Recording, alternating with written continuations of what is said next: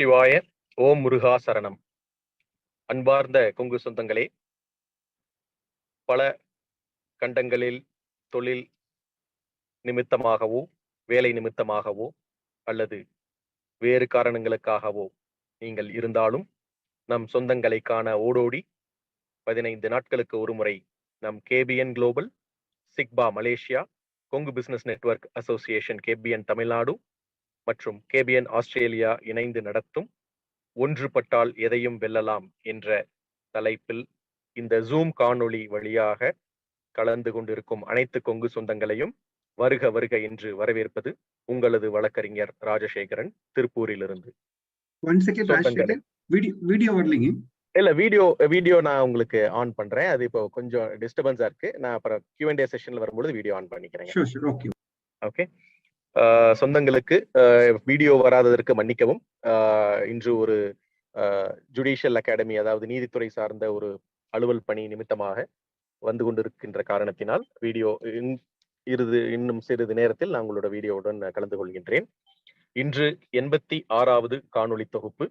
இன்றைய 86வது ஜூம் காணொளி தொகுப்பில் இன்று நம்முடன் உரையாட காத்திருக்கும் இன்றைய சிறப்பு விருந்தினர் திருமதி டாக்டர் சசிரேகா குமரன் அவர்களையும் நம் சொந்தங்களின் சார்பாகவும் கேபிஎன் குளோபல் மற்றும் கொங்கு பிசினஸ் நெட்வொர்க் அசோசியேஷன் சார்பாக, சிக்பா மலேசியா மற்றும் கேபிஎன் ஆஸ்திரேலியா சார்பாக வருக வருக என்று உளமாற வரவேற்கின்றோம்.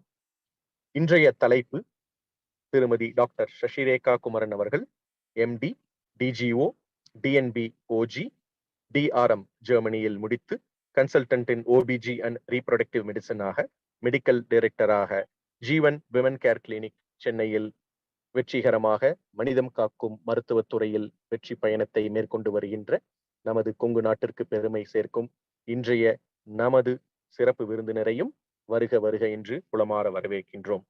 சொந்தங்களை, இன்றைய 86வது காணொளி தொகுப்பில் குழந்தை பேறு மற்றும் செயற்கை முறை கருத்தரித்தல் பற்றி, அதாவது ஆங்கிலத்தில் infertility and the role of IVF என்ற தலைப்பில் இன்று நம்முடன் உரையாட வந்திருக்கும் இன்றைய சிறப்பு விருந்தினரை பற்றிய ஒரு சிறிய அறிமுகம் உங்களுக்காக.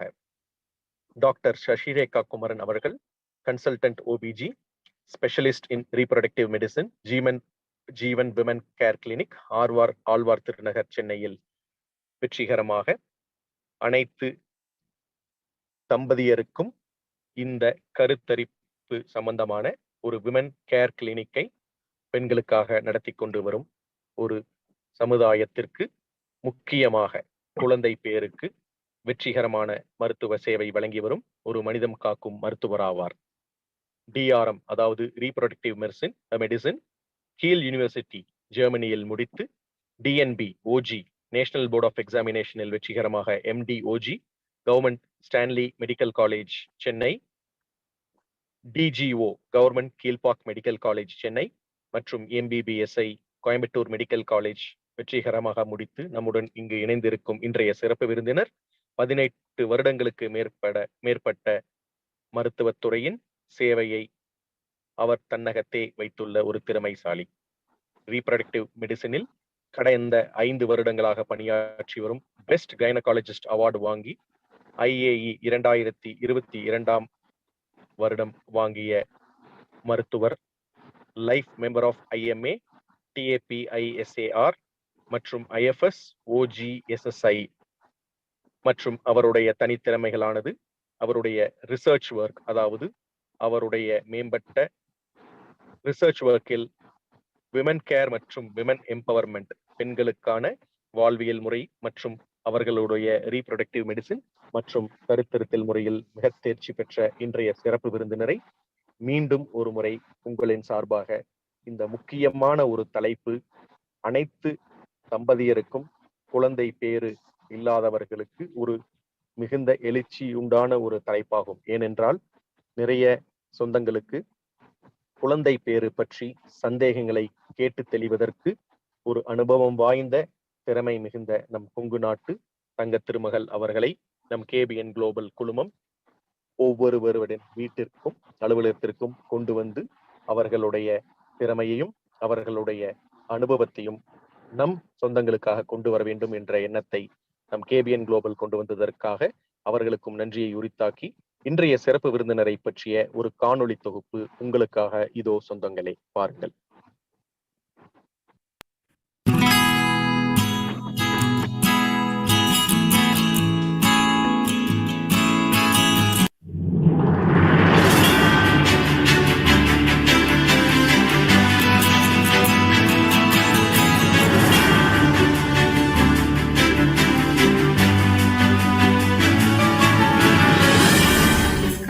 Maybe meet the best gynecologist award. Can we have the winner, please?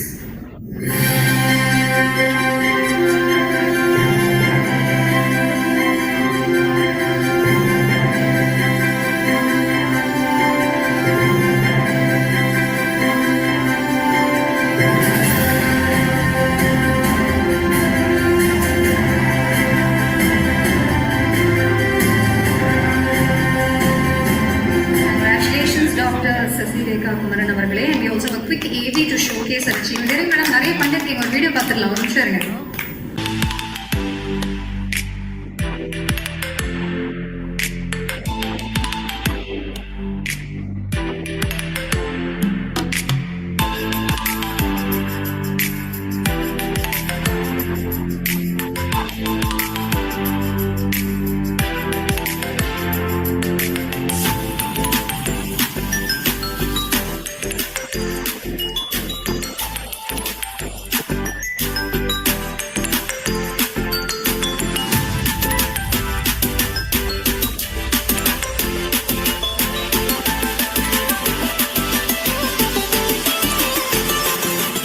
Congratulations, Dr. Sasirekha Kumaran avargale.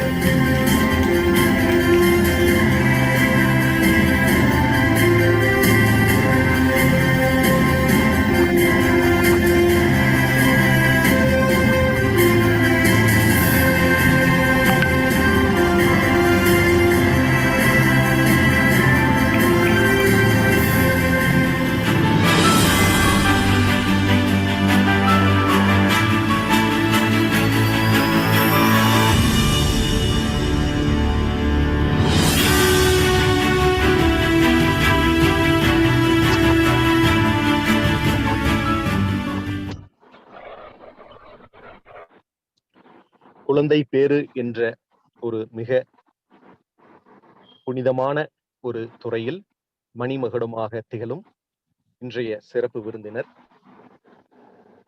மருத்துவர் டாக்டர் சசிரேகா குமரன் அவர்களை அவர்களுடைய சிறப்புரை நல்குமாறு கேபிஎன் குளோபல் சார்பாக அன்புடன் அழைக்கின்றோம். வாருங்கள், உங்களுடைய சிறப்புரையை தாருங்கள். நன்றி. சொந்தங்களுக்கு வணக்கம். நான் டாக்டர் சசிரேகா குமரன். நான் மகளிர் மகப்பேறு மருத்துவம் மற்றும் குழந்தை பேறு மருத்துவ நிபுணரா சென்னை ஆழ்வார் திருநகர்ல ஜீவன் விமன் கேர் கிளினிக்னு எங்களோட கிளினிக்ல கன்சல்டன்டா ஒர்க் பண்ணிட்டு இருக்கேன். என்னோட சொந்த ஊர்னு பாத்தீங்கன்னா கரூர் பக்கத்துல காவேரி ஆத்த ஒட்டின ஒரு திருக்காடுதுறைன்னு ஒரு கிராமம். அப்பா ஸ்கூல் ஹெட் மாஸ்டர். என்னோட பிரைமரி ஸ்கூல்லாம் அங்க பரமத்தி வேலூர்ல பண்ணிட்டு, மிடில் ஸ்கூல், ஹை ஸ்கூல், அப்புறம் எம்பிபிஎஸ் எல்லாமே கோயம்புத்தூர்ல பண்ணேன். பிஜிக்காக சென்னை வந்தோம். 20 வருஷம் ஆயிடுச்சு. அப்படியே சென்னையிலேயே செட்டில் ஆயிட்டோம்.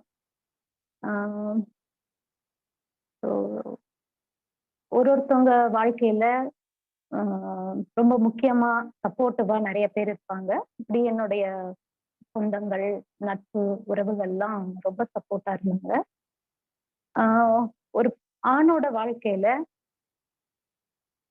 வெற்றிக்கு பின்னாடி ஒரு பெண் கண்டிப்பா இருப்பாங்கன்னு சொல்லுவாங்க. ஆனா என்னோட வாழ்க்கையில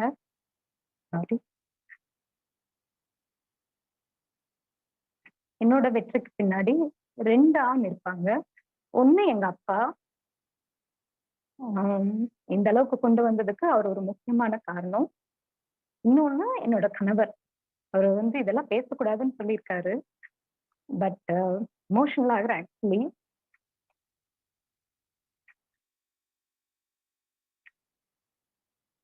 ஜென்ரலா மருத்துவத்துறையில தம்பதியர் 2 பேருமே மருத்துவத்துறையில இருந்தாங்கன்னா ஈகோ, பாலிடிக்ஸ் இந்த மாதிரி நிறைய பிரச்சனைகள் வரும், அதனால வந்து நீங்க வீட்டோட இருங்க, இந்த மாதிரி எல்லாம் நிறைய அறிவுரைகள் எனக்கு இருந்தது.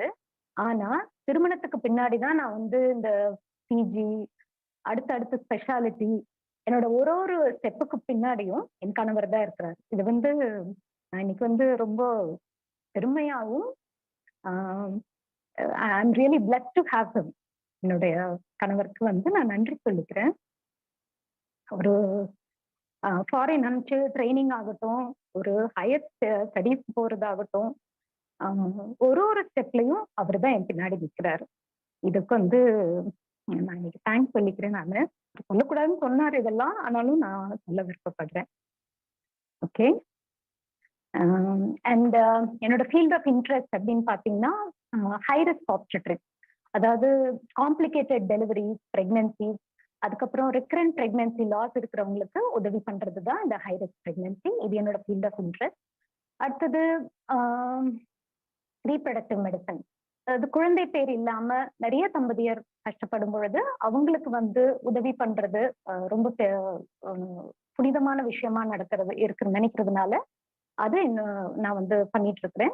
அது மட்டும் இல்லாம இப்போ மிடில் லைஃப் விமன், அதாவது 35 வயதை தாண்டின பெண்களுக்கு வெளியே சொல்ல முடியாம நிறைய இன்டிமேட் விஷயங்கள், ஹெல்த் இஷ்யூஸ் இருக்கும்.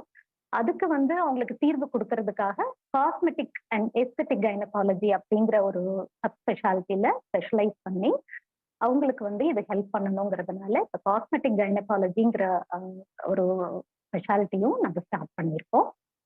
ஸோ இதுதான் என்னை பத்தின சுருக்கம். நம்ம வந்து இப்போ நம்ம பேச வேண்டிய விஷயத்துக்கு போகலாம். பொதுவா இப்போ நம்ம ஊருக்கெல்லாம் போகும் பொழுது, வெளியூர் போகும் பொழுது நிறைய ஊர்கள்ல, சிற்றூர்கள்ல கூட ஒரு ஊரை கிராஸ் பண்ணும் பொழுதும் அட்லீஸ்ட் ஒரு 2-3 ஐவிஎஃப் சென்டர் அப்படின்னு பாக்குறோம், போர்டு பாக்குறோம். இதுல வந்து இவ்வளவு பர்சன்டேஜ் சக்சஸ், இப்படி பேக்கேஜ்ல கொடுக்குறோம், இந்த மாதிரி எல்லாம் நம்ம பார்த்துட்டு இருக்கோம். பெரிய ஊர்ல பாத்தீங்கன்னா 2 பேருக்கு ஒரு ஐவிஎஃப் சென்டர் இருக்கு. அப்ப இத்தனை சென்டர் இருக்கே, அப்போ இந்த இன்ஃபர்டிலிட்டி, அதாவது குழந்தை இன்மை அப்படிங்கிற பிரச்சனை இவ்வளவு அதிகமா இருக்கா அப்படிங்கிற கேள்வி நம்ம எல்லாருக்குள்ளயும் எழதான் செய்யுது.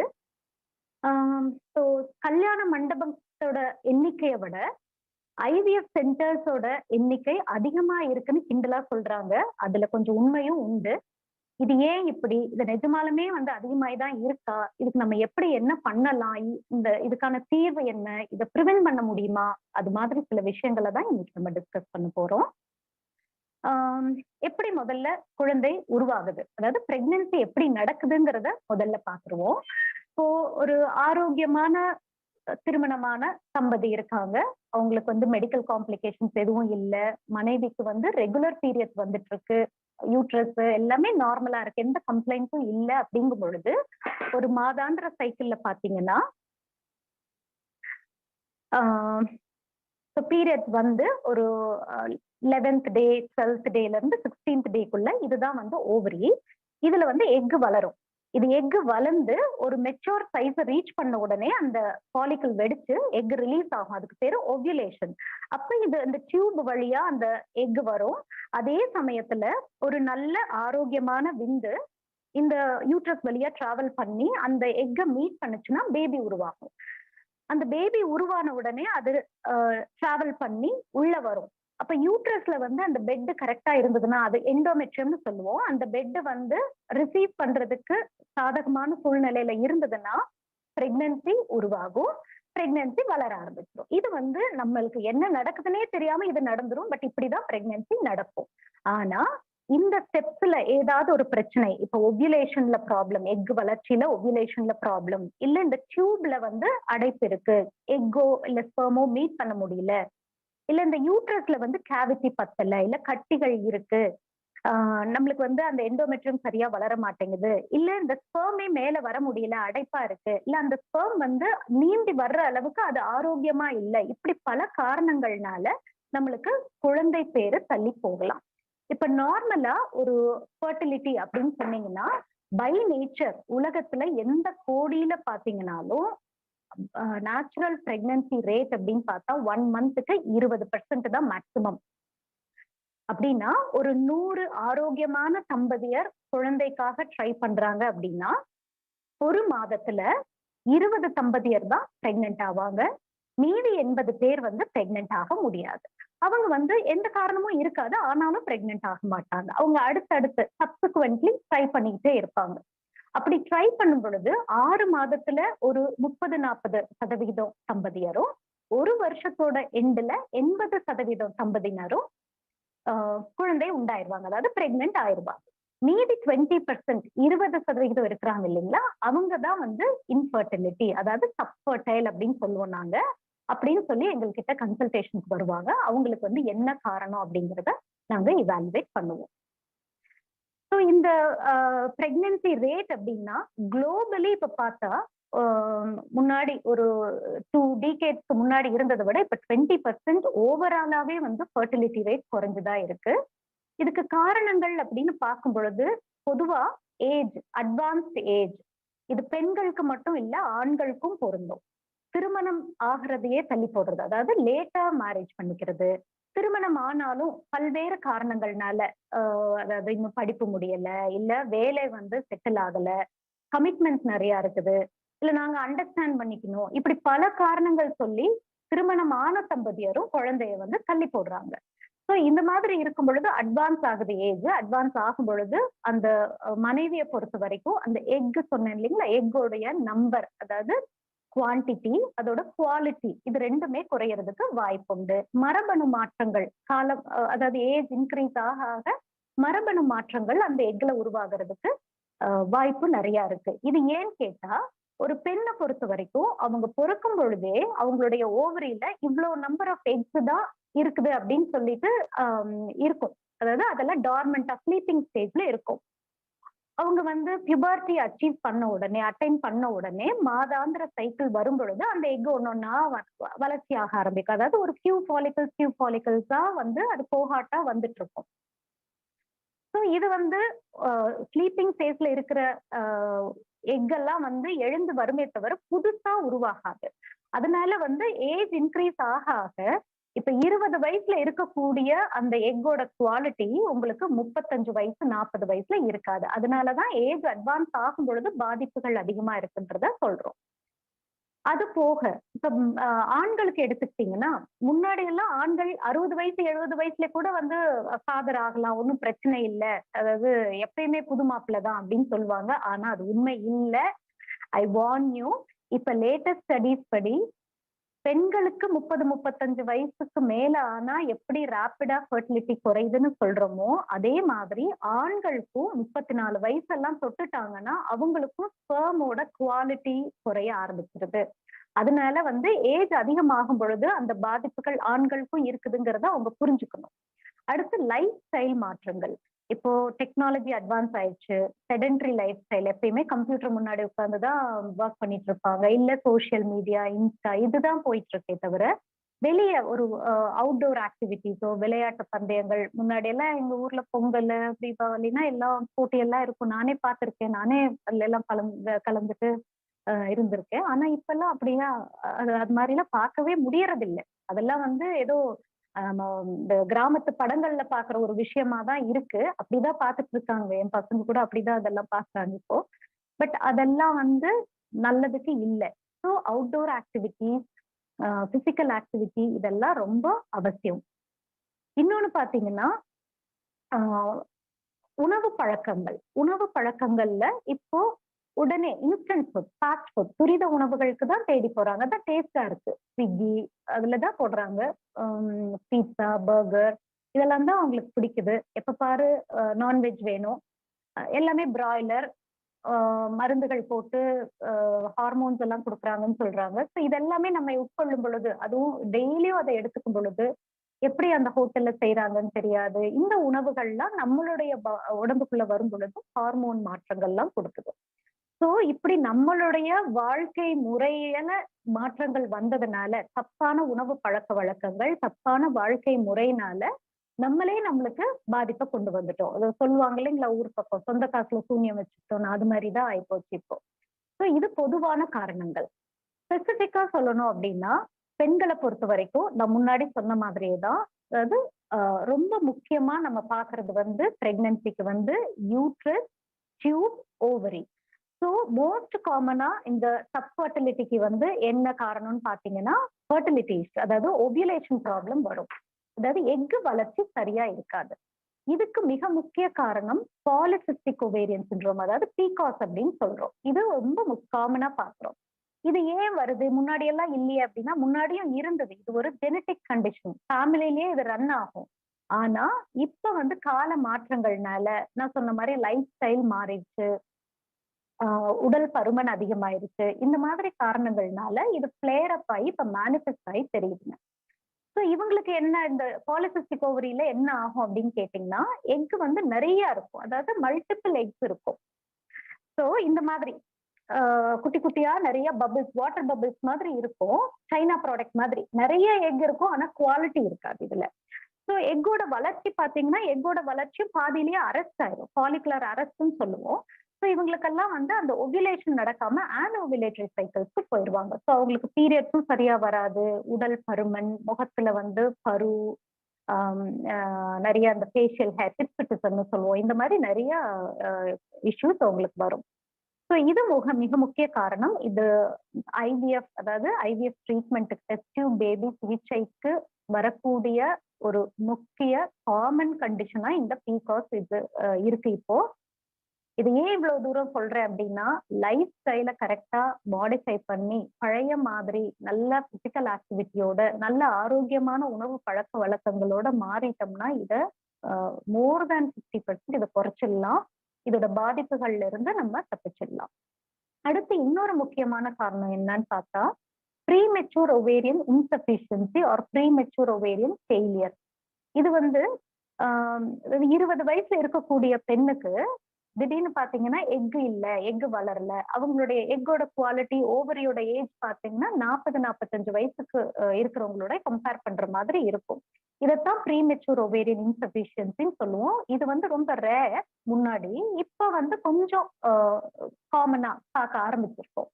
ஸோ இப்போ மாசத்துல ஒரு எப்படியும் ஒரு 4 பேருக்காவது, பிகாஸ் எங்களோட ரெஃபரல் சென்டரா இருக்கிறதுனால மாதத்துல ஒரு 4 பேருக்காவது இந்த மாதிரி ப்ரீமெச்சூர் ஓவேரியன் இன்சஃபிஷியன்சி அப்படின்னு சொல்லிட்டு பார்க்க ஆரம்பிச்சிருக்கோம். இது ஏன், அதாவது எக் குறைய ஆரம்பிச்சிருது, என்ன காரணம்னு பார்த்தா அதுவும் ஜெனட்டிக், அவங்களுக்கு வந்து ஜெனட்டிக் மியூட்டேஷன் இருக்கும். இப்போ இந்த கோவிட் மாதிரி சில வைரஸ் தாக்குதல் எல்லாம் வருது, இல்ல வேற பல காரணங்கள்னால அவங்களுக்கு ஆட்டோ இம்யூன் ஆன்டிபாடி ஃபார்ம் ஆயிட்டு அவங்களுடைய எக்குக்கு எகெயின்ஸ்டாவே, அவங்க செல்லுக்கு எகெயின்ஸ்டாவே ஆன்டிபாடி உருவாகி அழிக்க ஆரம்பிச்சிடும். அது மாதிரி ஓவரியோடைய எக்குக்கு எதிராக ஆன்டிபாடி உருவாகி அந்த எக்கு அழிக்க ஆரம்பிச்சிருது.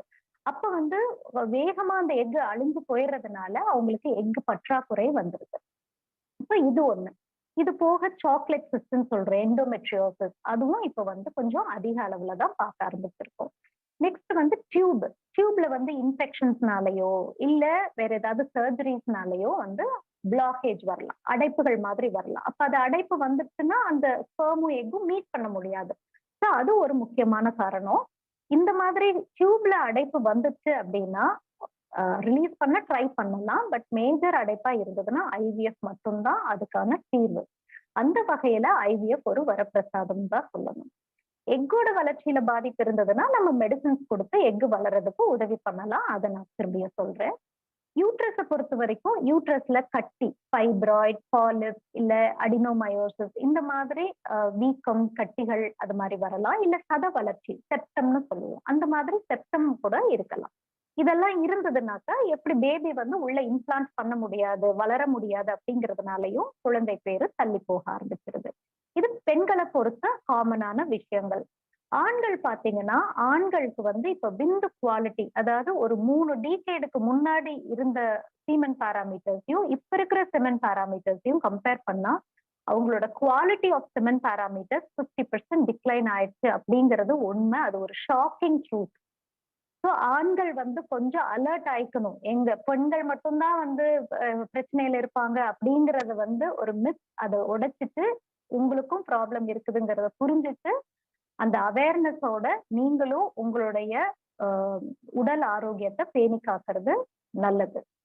இப்போ ஆண்களுக்கு விந்து குவாலிட்டி குறையறதுக்கு என்ன காரணங்கள் அப்படின்னு பார்த்தா, அவங்களுக்கும் இதே லைஃப் ஸ்டைல் காரணங்கள்னால உடல் பருமன், ஹார்மோனல் ப்ராப்ளம்ஸ் வரலாம், மெடிக்கல் காம்ப்ளிகேஷன்ஸ், அதாவது சின்ன வயசுலயே high cholesterol, high BP, high sugar, இது ஃபெமிலியலாவும் வரலாம். இல்ல அவங்களுடைய இந்த சாஃப்ட்வேர்ல இப்ப எப்பயும் பார்ட்டி கல்ச்சர் தான். ஸோ உணவு பழக்கங்கள் மாறுது, எல்லாம் நைட் டியூட்டி, ஆன் கால் இப்படி பண்றாங்க. ஸோ தூக்கம் கெடுது. இது லைஃப் ஸ்டைல் மாற்றங்கள். அது போக இப்பதான் வந்து லேட்டஸ்டா 6 பேக் 8 பேக்னு சொல்றாங்களே. ஸோ அவங்க ட்ரெயினர் என்ன சொல்றாங்களோ அது மாதிரிதான் சாப்பிடுவாங்க. அவங்க என்ன பவுடர் கொடுக்குறாங்களோ அதெல்லாம் குடிப்பாங்க. அது குடிக்கிறதுல என்ன ஹார்மோன் இருக்குதுங்கிறது அவங்களுக்கு தெரியாது. ஸோ அவங்க எப்படி அவங்க பாடியை பில்ட் பண்றதுக்கு மெனக்கடுறாங்களோ அதே சமயத்துல அவங்களுடைய ஸ்பெர்ம்ஸ் வந்து பாதிக்கப்படுதுங்கிறதையும் புரிஞ்சுக்கணும். அது நல்லதில்லை. அந்த மாதிரி பவுடர்ஸ் எல்லாம் எடுத்து பில்ட் பண்ணணுங்கிறது வந்து நல்ல விஷயம் இல்லை. ஸோ இது இது அது மட்டும் இல்லாம அவங்களும் ஆக்டிவா இருக்கணும். உட்கார்ந்த இடத்துலயே வேலை பார்த்துட்டு இருக்க கூடாது. மடிக்கணினி உபயோகப்படுத்துறது வந்து கொஞ்சம் குறைச்சிக்கணும். கேட்ஜெட்ஸ் யூஸ் பண்றதையும் கொஞ்சம் குறைச்சிக்கணும். இது ஆண்களுக்கானது.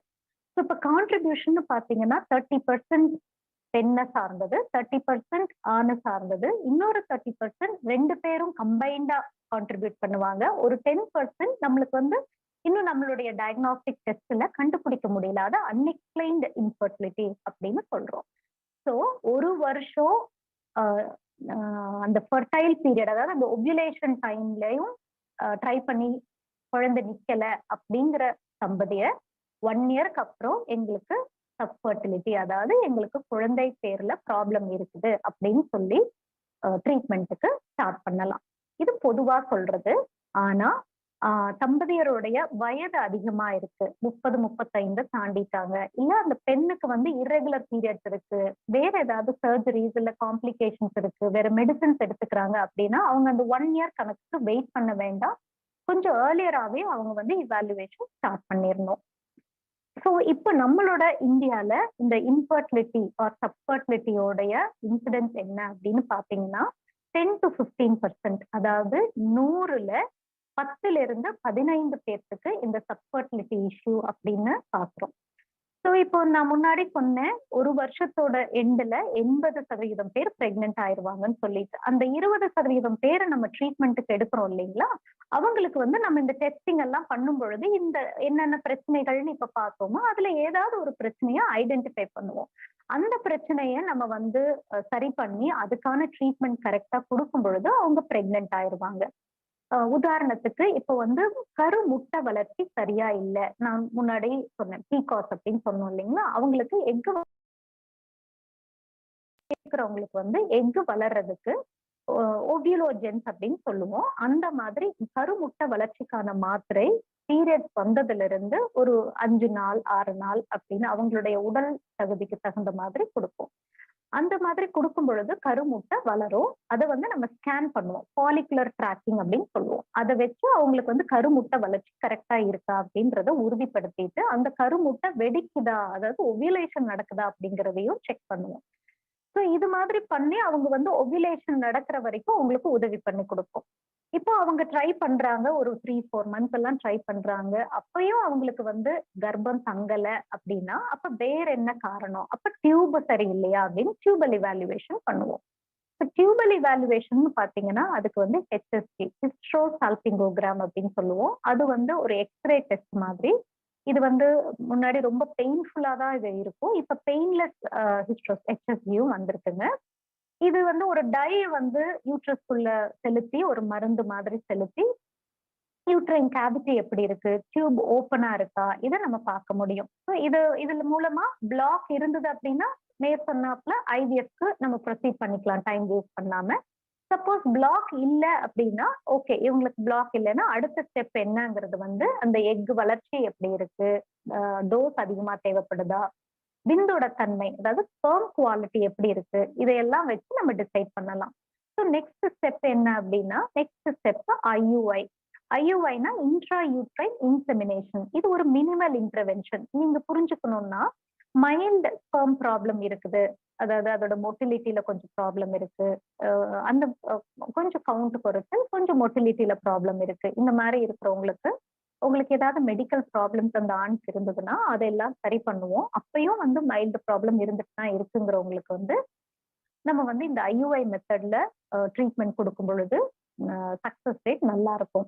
இது தவிர்த்து மைல்டு எண்டோமெட்ரியோசிஸ், அன்எக்ஸ்பிளைன்ட் இன்ஃபர்டிலிட்டி, இல்ல இந்த ரெக்கரண்டா நம்ம வந்து ட்ரை பண்ணிக்கிட்டே இருந்தும் ஓவியுலேஷன் வந்து நடக்குது ஆனா வந்து குழந்தை தங்க மாட்டேங்குது அப்படிங்கிறவங்களுக்கும் IUI பண்ணலாம். இந்த IUIல அந்த ஸ்பெர்ம்ஸை வந்து நம்ம ஒரு மீடியா மூலமா அதை வந்து இன்குபேட் பண்ணி ப்ராசஸ் பண்ணி நல்ல ஸ்பெர்ம்ஸ், குவாலிட்டி ஸ்பெர்ம்ஸை வந்து நம்ம பிரிச்சு எடுத்து அதை வந்து இந்த கருமுட்டை வளர்ந்து வெடிக்கிற டைம்ல, அதாவது ஓவியுலேஷன் டைம்ல கர்ப்பப்பை உள்ள செலுத்திடுவோம். ஸோ இந்த கர்ப்பப்பை உள்ள செலுத்தும் பொழுது அந்த ஸ்பெர்மும் எக்கும் எகெயின், ஸோ இந்த IUIல வந்து நம்ம ஸ்பெர்ம்ஸை கொண்டு வந்து இங்க வச்சிருவோம். இந்த எக் இங்க ரிலீஸ் ஆகும் பொழுது இந்த ஸ்பெர்மும் எக்கும் இங்க மீட் ஆகும். ஸோ இது எப்படின்னா, இப்போ ஒரு 10 மாடு ஏறி போயிட்டு ஒரு ஃபீஸ்ட் விருந்து நடக்குது. நீங்க 10 மாடு ஏறி போறதுக்குள்ள டயர்ட் ஆயிருவீங்க. அப்ப அந்த ஃபீஸ்ட் என்ஜாய் பண்ண முடியாது. அதுக்கு பதிலா லிஃப்ட் போட்டு நான் 10 மாடு ஏற்றி கொடுத்துட்டேன்னா அந்த எனர்ஜி சேவ் ஆயிரும். அப்ப நீங்க ஃபீஸ்ட் என்ஜாய் பண்ணலாம். அது மாதிரிதான் இந்த ஸ்பெர்ம்ஸ் வந்து அந்த டிராவல் பண்ற எனர்ஜியை சேவ் பண்ணி பக்கத்துல கொண்டு போய் பிளேஸ் பண்ணும் பொழுது அந்த எனர்ஜியை வந்து அது கர்ப்பம் உண்டாக்குறது, அதாவது ஃபர்டிலைசேஷன் ப்ராசஸ்க்கு அது யூஸ் பண்ணிக்கும் அப்படிங்கிறது கான்செப்ட். இதோட சக்சஸ் ரேட் என்னன்னு பார்த்தா, என்ன காரணத்துக்காக இந்த IUI பண்றோமோ அந்த காரணத்தை பொறுத்து 10% இருந்து 20% வரைக்கும் 10 to 20% சக்சஸ் ரேட் வரும். பிகாஸ் இது எல்லாமே நேச்சுரலா நடக்கிற ஃபர்டிலைசேஷன் ப்ராசஸ் தான். ஸோ எத்தனை IUI பண்ணலாம் அப்படின்னா, பொதுவா ஒரு 3 to 4 சைக்கிள்ஸ் ஆஃப் IUI பண்ணலாங்க. அதுக்கு மேல அது வந்து சக்சஸ்ஃபுல்லா இல்லை அப்படின்னாக்கா அடுத்த ஸ்டெப் மூவ் ஆன் பண்ண சொல்லுவோம். ஸோ நெக்ஸ்ட் ஸ்டெப் அப்படின்னு பார்த்தா IVF, அது அட்வான்ஸ் ட்ரீட்மெண்ட். ஸோ சிவியர் மேல் ஃபேக்டர் ப்ராப்ளம் இருக்கு, சிவியர் எண்டோமெட்ரியோசிஸ் இருக்கு, பாலிசிஸ்டிக் ஓவரி ப்ராப்ளம், அதுக்கு வந்து நிறைய டோஸ் தேவைப்படுது. ஸோ எக் நிறைய வளர வைக்கிற மாதிரி ஒரு சுச்சுவேஷன் உருவாகுது. இல்ல அன்எக்ஸ்பிளைன்ட் இன்ஃபர்டிலிட்டியா இருக்கு, இல்ல நம்ம முன்னாடி பேசின மாதிரியே ப்ரீமெச்சூர் ஓவேரியன் இன்ஃபர்டிலிட்டி, அதாவது எக் குவாலிட்டி குறைஞ்சிருச்சுங்கும் பொழுது நம்ம இந்த 1 year இப்படி ஸ்டெப் வைஸ் ப்ரோட்டோகால்ல போறதை வந்து கொஞ்சம் துரிதப்படுத்திடுவோம், அதை கட் டவுன் பண்ண ஆரம்பிச்சிருவோம், குயிக்காவே அவங்களுக்கு மூவ் பண்ண ஆரம்பிப்போம். ஸோ அவங்களுக்கெல்லாம் வந்து IVF வந்து இண்டிகேஷனா வரும். ஸோ இன்விட்ரோ ஃபர்டிலைசேஷன்ல என்ன நடக்கும்னா, நார்மலா நம்மளுடைய எக் வளர்றதுக்கு நம்ம உடம்புல ஹார்மோன்ஸ் சுரக்கும், FSH, LH இதெல்லாம் சுரக்கும். ஸோ இந்த ஹார்மோன்ஸ் வந்து ஒரு மாசத்துல ஒரு கருமுட்டை இல்லாட்டி 1 or 2 எக்ஸ் வளர்றதுக்கு சப்போர்ட் பண்ற அளவுக்கு தான் அந்த ஹார்மோன் லெவல்ஸ் இருக்கும். ஆனா IVFல என்ன பண்ணுவோம்னா, இந்த ஹார்மோன் லெவல்ஸை பன்மடங்கு அதிகப்படுத்திடுவோம். அதை அதிகப்படுத்தும் பொழுது இந்த 2 எக்குக்கு பதிலா 10 இருந்து 15 எக், அதுதான் வந்து நம்மளோட எய்மா இருக்கும். 10 to 15 எக்ஸை வளர வச்சு அந்த ஒரு 10 to 12 days ஆஃப் இன்ஜெக்ஷன் கொடுத்து அதை வளர வச்சு அது வளர்ந்து மெச்சூர் ஆகிற டைம்ல மெச்சுரேஷன் இன்ஜெக்ஷன் ஒன்று கொடுத்துட்டு மயக்கம் கொடுத்து IVF தியேட்டர்ல அந்த எக்ஸ் எல்லாம் நம்ம வந்து ரிட்ரீவ் பண்ணி எடுத்துருவோம். ஸ்பெஷல் நீடில் இருக்கு அதுக்கு, அது வழியா நம்ம வந்து ரிட்ரீவ் பண்ணி எடுத்துருவோம். இது வயிற்றுல ஓட்ட போடுவாங்களா அது மாதிரிலாம் இல்லை, எப்படி உங்களுக்கு நாங்க ஸ்கேன் பண்ணுவோமோ அதே மாதிரி ஸ்கேன்ல ஒரு பயாப்சி நீடில் ஃபிக்ஸ் பண்ணி ஸ்கேன் மானிட்டர் பார்த்துக்கிட்டே தான் இதை நம்ம வந்து எடுப்போம். ஸோ இந்த எக் எடுத்தது, இந்த ஃபாலிகுலர் பிரிக் பண்ணி எடுத்த எக் அந்த ஃபாலிகுலர் ஃப்ளூயிடோட நம்ம எம்பிரியாலஜிஸ்டுக்கு வந்து IVF லேப்ல ஹேண்ட் ஓவர் பண்ணுவோம். அவங்க வந்து அதை செக் பண்ணிட்டு எத்தனை எக் இருக்கு, என்ன குவாலிட்டியில இருக்கு, என்ன மெச்சுரேஷன்ல இருக்கு, இதெல்லாம் நம்மளுக்கு சொல்லுவாங்க. ஸோ நம்மளுக்கு அந்த எக் எல்லாம் ரிட்ரீவ் பண்ணதுக்கு அப்புறமா ஸ்பெர்ம்ஸை வந்து அதோட இணைப்போம். அப்போ அந்த ஸ்பெர்ம்ஸையும் எகெயின் நம்ம ப்ராசஸ் பண்ணுவோம். ப்ராசஸ் பண்ணிட்டு நல்ல குவாலிட்டி ஸ்பெர்ம்ஸ் இருக்கு, ஒரு ப்ராப்ளம் இல்லை. For example tubal block, young couple அந்த மாதிரி இருக்கிறவங்களுக்கு ட்ரெடிஷ்னல் IVF மெத்தடே போதும். ட்ரெடிஷ்னல் IVFல என்ன பண்ணுவோம்னா, இந்த நம்ம பிக் பண்ண எக்கையும் அந்த நல்லா இருக்கக்கூடிய ஸ்பெர்ம்ஸையும் ஒரு இன்குபேட்டர்ல கல்ச்சர் மீடியால நம்ம ஒன்னா சேர்த்து இன்குபேட் பண்ணி வச்சிருவோம். ஸோ அது இயற்கையாவே ஃபர்டிலைசேஷன் நடக்கிறதுக்கு அலோவ் பண்ணுவோம். ஸோ அது ஃபர்டிலைசேஷன் நடந்து அது பேபியா உருமாறி அது வளர்ச்சி ஆகும் பொழுது எது நல்லா இருக்கோ அந்த எம்ப்ரியோவை, அந்த பேபியை எடுத்து அந்த மனைவியோடைய கர்ப்பப்பையில செலுத்திடுவோம். இது ஃப்ரெஷ் எம்ப்ரியோ டிரான்ஸ்ஃபர். இன்னொரு மெத்தட் இருக்குது, அதுதான் ICSI, ICSI. இப்போ ரொம்ப காமனா இது பண்ண ஆரம்பிச்சிருக்கோம். இதுக்கான இண்டிகேஷன் பாத்தீங்கன்னா ஐவிஎஃப் ஃபெயிலியர் இல்ல மேல் ஃபேக்டர், அதாவது ஸ்பெர்ம் பேராமீட்டர்ஸ் ரொம்ப சிவியரா குவாலிட்டி டிஃபெக்டிவா இருக்கு, இல்ல அந்த எக் வால் திக்கா இருக்கு, ஏஜ் அதிகமா இருக்கு, ரொம்ப மினிமம் நம்பர் ஆஃப் எக்ஸ் தான் இருக்கு, அதை வந்து நம்ம மிஸ் பண்ண முடியாது அப்படிங்கிற, அதாவது 4 எக் தான் இருக்கு 3 எக் தான் இருக்கு அப்படிங்கும் பொழுது நம்ம வந்து வாட் இஃப் நம்ம ட்ரெடிஷ்னலா ஐவிஎஃப் பண்ணும் பொழுது அதுல ஃபர்டிலைசேஷன் நடக்காம போயிடுச்சுன்னா நம்ம வந்து இன்னொரு சான்ஸ் எடுக்க முடியாது இல்லைங்களா. அதனால அந்த டைம்ல வந்து இந்த இக்ஸி பண்ணுவோம். இந்த இக்ஸில என்ன பண்ணுவோம்னா அந்த எம்பிரியாலஜிஸ்ட் அதுக்கான ஸ்பெஷல் மேனிப்புலேட்டர் அண்ட் மைக்ரோஸ்கோப் எல்லாம் இருக்கு, அதை வச்சுட்டு அவங்க அந்த எக்கை ஸ்டெபிலைஸ் பண்ணிட்டு ஒரு ஸ்பெஷல் இக்ஸி பிப்பெட் இருக்கும், அது வழியா அந்த ஸ்பெர்ம்ஸை வந்து இம்மொபிலைஸ் பண்ணி அந்த ஸ்பெர்மை வந்து எக்கோடைய சைட்டோபிளாசமுக்குள்ள இன்ஜெக்ட் பண்ணுவாங்க, அது உள்ள செலுத்திடுவாங்க. அதுதான் இன்ட்ரா சைட்டோபிளாஸ்மிக் ஸ்பெர்ம் இன்ஜெக்ஷன். இக்ஸினா உள்ளுக்குள்ள செலுத்திடுறது, அதாவது கம்பல்சிவா உள்ள கொண்டு செலுத்திடுவோம். ஸோ அடுத்தது வந்து அந்த எக்கோ ஸ்பெர்மோட டிஎன்ஏ கண்டென்ட் இருக்கும், அது ப்ரோநியூக்ளே, அது ரெண்டும் மீட் பண்ணி பேபியா உருவாகிறது வந்து நம்மளோட கையில இல்ல, அது இயற்கையா நடக்கிறது. அதனாலதான் 100% சக்சஸ் ரேட் வந்து நம்ம சொல்ல முடியாது. ஸோ இதுக்கு மேல நடக்கிறது வந்து இயற்கையா நடக்கக்கூடிய ஃபர்டிலைசேஷன். ஸோ இவங்களுக்கும் ஒரு டைம் கொடுத்துட்டு அடுத்த நாள் நம்ம வந்து ஃபர்டிலைசேஷன் செக் பண்ணும் பொழுது எத்தனை பேபியா உருவாகி இருக்கு, இப்போ இக்ஸி பண்ணுன எக்ல எத்தனை பேபி உருவாகி இருக்கு, அதுதான் ஃபர்ட் செக் அப்படின்னு சொல்றது. ஸோ இத்தனை ஃபர்டிலைசேஷன் நடந்திருக்கு அப்படின்னா அதுக்கு அடுத்து வந்து அந்த பேபியோடைய வளர்ச்சி எப்படி இருக்கு, எம்ப்ரியோவோட டிவிஷன் அண்ட் growth எப்படி போகுது அப்படிங்கிறத அசஸ் பண்ணுவோம். இந்த பேட்டர்ன் ஆஃப் டிவிஷன் எப்படி இருக்கு, அதோட ஃப்ராக்மெண்டேஷன் எப்படி இருக்கு, வாக்குலேஷன், இதெல்லாம் வந்து எம்பிரியாலஜி ஸ்கோரிங். இதை வச்சு அந்த எம்பிரியோ குவாலிட்டி நல்லா இருக்கா இல்ல வந்து வீக்கா இருக்கா அப்படிங்கறத வச்சு அவங்க கிரேடிங் கொடுப்பாங்க. இது டாப் குவாலிட்டி எம்பிரியோ, இது வந்து பி கிரேட் எம்பிரியோ, இது சி கிரேட் எம்பிரியோ, இந்த மாதிரி கொடுப்பாங்க. ஸோ இந்த எம்பிரியோவோட வளர்ச்சியை வச்சு முன்னாடி எல்லாம் டே 2 டே 3 எல்லாம் கூட ஒரு 10 இயர்ஸ் முன்னாடி அந்த மாதிரி நம்ம எம்பிரியோ டிரான்ஸ்ஃபர் பண்ணோம். இப்ப வந்து ப்ரிஃபரபிளி டே 4 இல்லாட்டி டே 5, அதாவது பிளாஸ்ட் டிரான்ஸ்ஃபர் பண்றோம், அதாவது பேபியும் அந்த நஞ்சு கொடியும் தனியா பிரியற ஸ்டேஜுக்கு வந்துருது, அந்த ஸ்டேஜ்ல நம்ம ஃப்ரீஸ் பண்ணி வச்சிருவோம். ஸோ இது ஃப்ரீஸ் பண்ணிட்டு அதே ஸ்டேஜ்ல இருக்கும். நெக்ஸ்ட் வந்து அந்த மனைவியோடைய கர்ப்பப்பை எப்படி இருக்குதுங்கிறத பார்ப்போம். சப்போஸ் அந்த ஸ்டிமுலேஷன் சைக்கிள்லயே மனைவியோடைய கர்ப்பப்பை லைனிங் எண்டோமெட்ரியம்னு சொல்றோம் இல்லைங்களா, அந்த பேட்டர்ன் நல்லா இருக்கு, ஃபேவரபிளா இருக்கு, அதுதான் கெஸ்ட் ஹவுஸ், பேபி தான் கெஸ்ட். ஸோ அந்த கெஸ்ட் ஹவுஸ் நல்லா ரெடியா இருக்கு அப்படின்னா ஃப்ரெஷ் டிரான்ஸ்ஃபர், அதாவது ஃப்ரீஸ் பண்றதுக்கு முன்னாடியே அந்த டே 4 டே 5 எம்பிரியோவை உள்ள செலுத்திட்டு அதுக்கப்புறம் 2 வீக்ஸ் வெயிட் பண்ணுவோம் பிரெக்னன்சி டெஸ்ட் என்ன ஆச்சுன்னு பாக்குறதுக்கு. சப்போஸ் அந்த எண்டோமெட்ரியம் ரெடி ஆகல இல்ல ஹார்மோன் சேஞ்சஸ்னால அந்த ஓவரிஸ் வந்து வீங்கி இருக்கு, நீர் கோர்த்த மாதிரி இருக்கு அப்படின்னா அதே சைக்கிள்ல நம்ம டிரான்ஸ்ஃபர் பண்ணாம இந்த ஃப்ரீஸ் பண்ணி வச்சிருக்கிற எம்பிரியோஸை சப்சிக்வெண்ட் சைக்கிள்ல 1 மாசம் பிரேக் கொடுத்துட்டு அதுக்குள்ள அவங்களுடைய ஹெல்த் எல்லாம் ரீகெயின் பண்ணதுக்கு அப்புறமா நம்ம வந்து கர்ப்பப்பை லைனிங் மாத்திரம் ரெடி பண்ணி அந்த பேபியை உள்ள வைப்போம். இதுக்கு பேரு ஃப்ரோசன் எம்பிரியோ டிரான்ஸ்ஃபர். இப்ப நிறைய பேர் வந்து அது வரைக்கும் வளர்ந்துட்டே இருக்குமா, இப்ப நிறைய என்ன கேட்டிருக்காங்க, இப்ப வந்து என்னோட பேபி வந்து நீங்க 2 மாசம் முன்னாடி பண்ணீங்க, இப்ப வந்து 2 months ஆயிடுச்சு, இப்ப நான் வந்து டிரான்ஸ்ஃபர் பண்ண போறேன், 2 months பேபியை உள்ள வைப்பீங்களா, 2 மாச பேபியை உள்ள வைப்பீங்களான்னு கேட்கறவங்க நிறைய பேர் உண்டு. அப்படி வைக்க மாட்டோம். அதாவது அந்த டே 5 எம்பிரியோ இருக்கு, டே 4 எம்பிரியோ இருக்குன்னா அப்படியே ஃப்ரீஸ் பண்ணி வச்சிருவோம். அதுக்கப்புறம் உங்களோட லைனிங் வந்து அதுக்கு சிங்க்ரனைஸ் பண்ணி உங்களை ரெடி பண்ணுவோம்.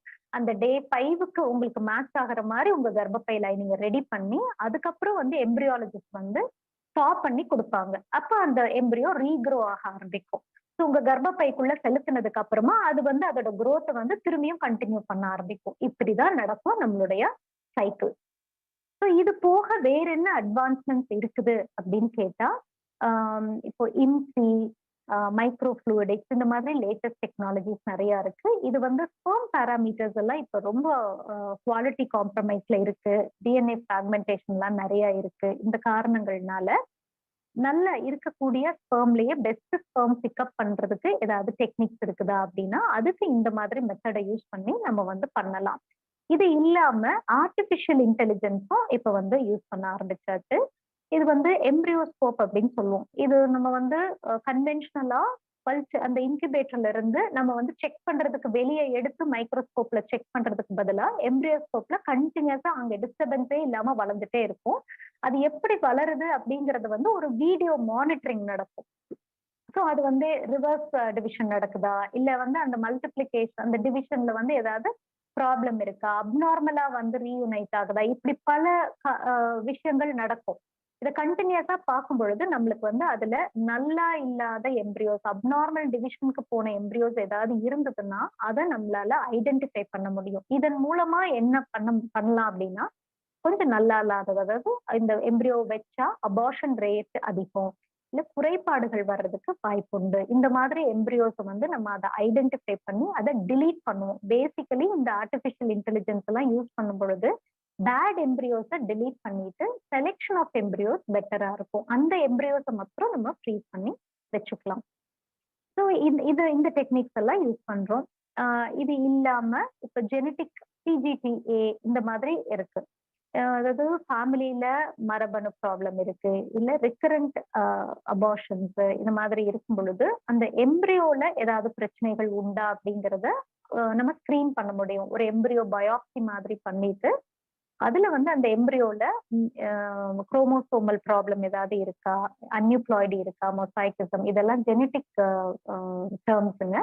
ஸோ அதாவது மரபணு மாற்றங்கள் நடந்திருக்கா இல்ல நார்மல் எம்ப்ரியோஸா இருக்கா அப்படிங்கறத நம்மளால ஐடென்டிஃபை பண்ண முடியும். ஐடென்டிஃபை பண்ணிட்டு நல்லா இருக்கிற எம்ப்ரியோஸை மட்டும் நம்ம ஃபர்ஸ்ட் வந்து சூஸ் பண்ணி வைக்க முடியும். இது வந்து எல்லாத்துக்கும் ருட்டீனா பண்றது இல்ல. ரிக்கரண்ட் அபார்ஷன்ஸ் இல்ல ஃபேமிலியில வந்து ஐடென்டிஃபைடு ப்ராப்ளம்ஸ் இருக்கு அப்படிங்கிறவங்களுக்கு இந்த ஜெனட்டிக் ஸ்கிரீனிங் வந்து எம்ப்ரியோ பயாப்சி மூலமா பண்ணலாம். இது இல்லாம எரா, அதாவது பர்சனலைஸ் எம்ப்ரியோ டிரான்ஸ்ஃபர்னு சொல்லுவோம். எரா டெஸ்ட்னா என்னன்னா, recurrent implantation failure, IVF failure வந்துட்டே இருக்கும். இந்த மாதிரி இருக்கிறவங்களுக்கு என்ன பண்ணலாம், நம்ம வந்து கரெக்டான விண்டோல தான் எம்ப்ரியோவை உள்ள வச்சோமா, இல்ல நம்ம வைக்கிற டைம் ஏதாவது மாறி வந்திருக்கா அப்படிங்கறத கண்டுபிடிக்கிறதுக்கு முந்தின சைக்கிள்லயே நம்ம வந்து அந்த ப்ரொஜெஸ்ட்ரோன் ஸ்டார்ட் பண்ணிட்டு ஒரு சின்ன பயாப்சி மாதிரி எடுத்து அதை வந்து நம்ம வந்து ஜெனட்டிக் அனாலிசிஸ்க்கு அனுப்பும் பொழுது அவங்க வந்து அந்த எண்டோமெட்ரியம் வந்து இந்த பேபிய தாங்குற பீரியட்ல இருக்கா, இல்ல அது அட்வான்ஸ் ஆயிடுச்சா, இல்ல நம்ம வந்து போஸ்ட்போன் பண்ணணுமா அப்படிங்கறது வந்து நம்மளுக்கு ஒரு க்ளூ கொடுக்கும். இதெல்லாமே ஒரு கைடன்ஸ். இது பண்ணாதான் இந்த ரிசல்ட், இதுதான் தீர்வு அப்படிங்கிறது இல்லை. இது எல்லாமே லேட்டஸ்ட் அட்வான்ஸ்மெண்ட். எல்லாத்துலயுமே கான்ட்ரவர்சிஸ் இருக்குங்க. அண்ட் சக்சஸ் ரேட்னு பாத்தீங்கன்னா, அப்ப இதெல்லாம் பண்ணி முடிச்சுட்டா 100% சக்சஸா அப்படின்னு கேட்டா இல்ல. கடவுளே வந்தாலும் 100% சக்சஸ் கொடுக்க முடியாது. Maximum success rate 40% 65% per cycle. Suppose உங்களுக்கு எம்ப்ரியோஸ் எக்ஸ்ட்ராவா இருக்கு அப்படின்னா அந்த எக்ஸ்ட்ரா எம்ப்ரியோஸை அடுத்தடுத்த சைக்கிள்ல நீங்க போடும் பொழுது கியூமுலேட்டிவ் சக்சஸ் ரேட் உங்களுக்கு 90% கூட வரலாம். ஸோ இப்போ நாம எப்படி வந்து சூஸ் பண்றது அப்படின்னா, நீங்க வந்து இப்போ ஒரு விஷயத்த நல்லா புரிஞ்சுக்கணும். நம்ம எல்லாருமே வந்து விவசாய குடும்பத்துல இருந்துதான் வந்திருப்போம். பேஸ் அங்கதான் ஆரம்பிச்சிருப்போம். ஸோ உங்களுக்கு வந்து மண்ணை பத்தியும் விதைய பத்தியும் ஒரு ஐடியா இருக்கும். அதாவது சீட் அண்ட் த சாயில். இந்த ஸ்டோரி எப்படி போகுதுன்னா, இப்போ மண் வந்து நல்ல வளமான மண்ணா இருக்குது. அதுல வந்து ஒரு நல்ல விதைய போடுறோம் அப்படின்னா அது முளைச்சு நல்ல செடியா உருமாறும். ஆனா நல்லா இருக்கக்கூடிய மண்ணுல சரியில்லாத விதைய போட்டாலோ, இல்ல நல்லா இல்லாத மண்ணுல நீங்க வந்து பெஸ்ட் சீடை போட்டாலோ அது வளருமா? வளராது. இதுக்கு வந்து யாரு வந்து அதை விதைச்சாலும் அதேதான் ரிசல்ட். நம்ம பிரதமர் மோடி வந்தாலும் சரி, ஐஸ்வர்யா ராய் வந்தாலும் சரி, நம்ம ஊரு கருப்பை விதைச்சாலும் சரி, ரிசல்ட் அதேதான். ஸோ பேஸ் வந்து சாயிலும் சீடும் நல்லா இருக்கணும். இந்த சாயிலையும் சீடையும் நல்லா பண்றதுக்கு என்னென்ன டெக்னாலஜி இருக்குது அப்படிங்கறத பத்தி தான் நான் இதெல்லாம் இருக்குன்றத சொல்றேன். அப்போ நான் எப்படி என்னோட சென்டரை சூஸ் பண்றது, நான் எப்படி என்னோட டெக்னாலஜியை யூஸ் பண்ணிக்கிறது அப்படின்னு கேட்டீங்கன்னா, don't go by advertisement or இது சொன்னா கேஷ்பேக், எனக்கு வந்து இதுல சக்சஸ் வரலைன்னா உடனே மணியை ரீஃபண்ட் பண்ணிடுவாங்க அப்படின்னு நிறைய அட்வர்டைஸ்மெண்ட் வருது. இன்னொன்னு இவ்வளவுதான் பேக்கேஜ், இது உள்ள எல்லாமே முடிஞ்சிடும். அடுத்து இன்னொன்னு 99% சக்சஸ் ரேட், இந்த மாதிரி எல்லாம் வருது. இது எப்படி சாத்தியமாகுன்றத நீங்களே யோசிச்சு பாருங்க. இது வந்து ஹியூமன்லி இம்பாசிபிள். ஏன்னா ஒருத்தரும் பாடியும் டிஃப்ரெண்ட். அவங்களுடைய ஏஜை பொறுத்து அவங்களுடைய கேமெட், அதாவது எக், ஸ்பெர்ம், இதோட குவாலிட்டி எல்லாம் மாறுபடுங்கிறப்போ அவங்களே ஒரு 5 வருஷம் 10 வருஷத்துல வந்து அவங்களோட எக் குவாலிட்டி ஸ்பெர்ம் குவாலிட்டி எல்லாம் மாறுங்கிறப்ப எப்படி இருக்கிற எல்லாத்துக்கும் ஒரு சென்டர் அதே ரிசல்ட் தர முடியாது. ஸோ இப்போ உங்களுடைய எக் ஸ்பெர்ம் நல்லா இருக்கு, எம்பிரியோ நல்லா இருக்கு, யூட்ரஸ்ல குறைபாடுகள் இல்லை, வேற எந்த காம்ப்ளிகேஷன்ஸும் இல்லை அப்படின்னா நீங்க 100% கூட உங்களுக்கு ரிசல்ட் வரலாம். ஆனா உங்களுடைய உடம்புல வந்து ப்ராப்ளம்ஸ் இருக்கு, கர்ப்பப்பையில பிரச்சனை இருக்கு, இல்ல அந்த எம்பிரியோ குவாலிட்டியில ப்ராப்ளம் இருக்கு அப்படின்னா நம்மளுடைய நோயோட தன்மைக்கு தகுந்த மாதிரி, நம்மளுடைய என்ன காரணத்தினால அந்த இன்ஃபர்டிலிட்டி வந்ததோ அந்த காரணத்துக்கு தகுந்த மாதிரி நம்மளோட சக்சஸ் ரேட் மாறுபடும். ஸோ ஒரு சென்டர், பெரிய சென்டர், நிறைய கூட்டம் இருக்கு அதனால நான் அங்க போனேன் அப்படிங்கறத விட நீங்க எப்படி சூஸ் பண்ணலாம்னா, முதல்ல உங்களுடைய கண்டிஷன் எப்படி இருக்கு, உங்க பாடி கண்டிஷன் எப்படி இருக்கு, உங்களுடைய ப்ராப்ளம்ஸோட சிவியாரிட்டி என்ன, ஏன் இந்த பிரச்சனை வந்தது, இதுக்கான தீர்வு என்ன. ஏன்னா இப்ப நான் பேசுனது எல்லாமே ஜென்ரலா நான் சொன்னேன், but one size doesn't fit all இல்லைங்களா. அப்போ இண்டிவிஜுவலைஸ் பண்ணணும், ஒரு கப்பலுக்கும் தகுந்த மாதிரி ட்ரீட்மெண்ட் மாறுபடும். ஸோ அப்போ நீங்க உங்களுடைய கம்ப்ளைண்ட்ஸ் என்ன, உங்களோட ஹிஸ்டரி என்ன, உங்களுடைய இன்வெஸ்டிகேஷன் ரிப்போர்ட்ஸ் என்ன, உங்களுடைய ப்ராப்ளம் என்ன அப்படிங்கிறத உங்களோட மருத்துவருடைய உட்கார்ந்து டைம் எடுத்து இதான் என்னோட பிரச்சனை உங்களோட டீடைல்டா உங்க டிரான்ஸ்பரண்டா அனலைஸ் பண்ணி உங்களுக்கு ஆப்ஷன்ஸ் கொடுப்பாங்க. இதான் அந்த பிரச்சனை, இதுக்கு வந்து இது ப்ரோக்னோசிஸ், இதான் சான்சஸ் ஆஃப் சக்சஸ், இதான் ட்ரீட்மெண்ட் ஆப்ஷன்ஸ். ஏன்னா 100% எதுலையுமே கிடையாது. ஸோ இதான் ட்ரீட்மெண்ட் ஆப்ஷன்ஸ், எப்படி மூவ் பண்ணலாம். இப்போ வந்து ஒருத்தருக்கு வந்து 3 monthsல அடுத்த ஸ்டெப் மூவ் பண்ணலாம்னு சொல்லுவோம், ஒருத்தருக்கு வந்து 1 year வெயிட் பண்ணுங்கன்னு சொல்லுவோம். It all depends on the individual situation. So எல்லாத்துக்கும் ஒரே மாதிரி சொல்ல முடியாது. ஸோ இதெல்லாம் நீங்க அண்டர்ஸ்டாண்ட் பண்ணிக்கோங்க. உங்களுடைய ட்ரீட்மெண்ட் ப்ராசஸ பத்தின தெளிவு உங்களுக்கு இருக்கணும். நிறைய பேர் வந்து என்ன பண்ணுங்க எனக்கு தெரியாது, என்ன ரிப்போர்ட் எனக்கு தெரியாது, என்ன நடந்ததுன்னு எங்களுக்கு தெரியாது, இன்ஜெக்ஷன் கொடுத்தோம் பண்ணோம், இப்படி இந்த மாதிரி இருக்க வேண்டாம். உங்களுக்கு என்ன நடக்குதுங்கிறது வந்து உங்களுக்கு தெரியணும். அது வந்து பிளஸோ மைனஸோ தட் டசன்ட் மேட்டர். உங்களோட பாடி எப்படி ரெஸ்பாண்ட் பண்ணுதோ அதை தானே கொடுக்க முடியும். மருத்துவர் என்ன பண்ண முடியும், மருத்துவர் ஒன்றும் கடவுள் இல்லையே. நான் அந்த கடவுள் வந்தாலே 100% இல்லைங்கும் பொழுது மருத்துவரும் ஹியூமன் தானே. உங்ககிட்ட என்ன இருக்கோ அதை வந்து சயின்டிபிக்கா நாங்க வந்து உங்களுக்கு ஹெல்ப் பண்ணி அதுல பாசிட்டிவ் அவுட்கம் கொண்டு வர்றதுக்கு உதவி பண்ண போறோம், அவ்வளவுதான் நாங்க பண்ண போறோம்.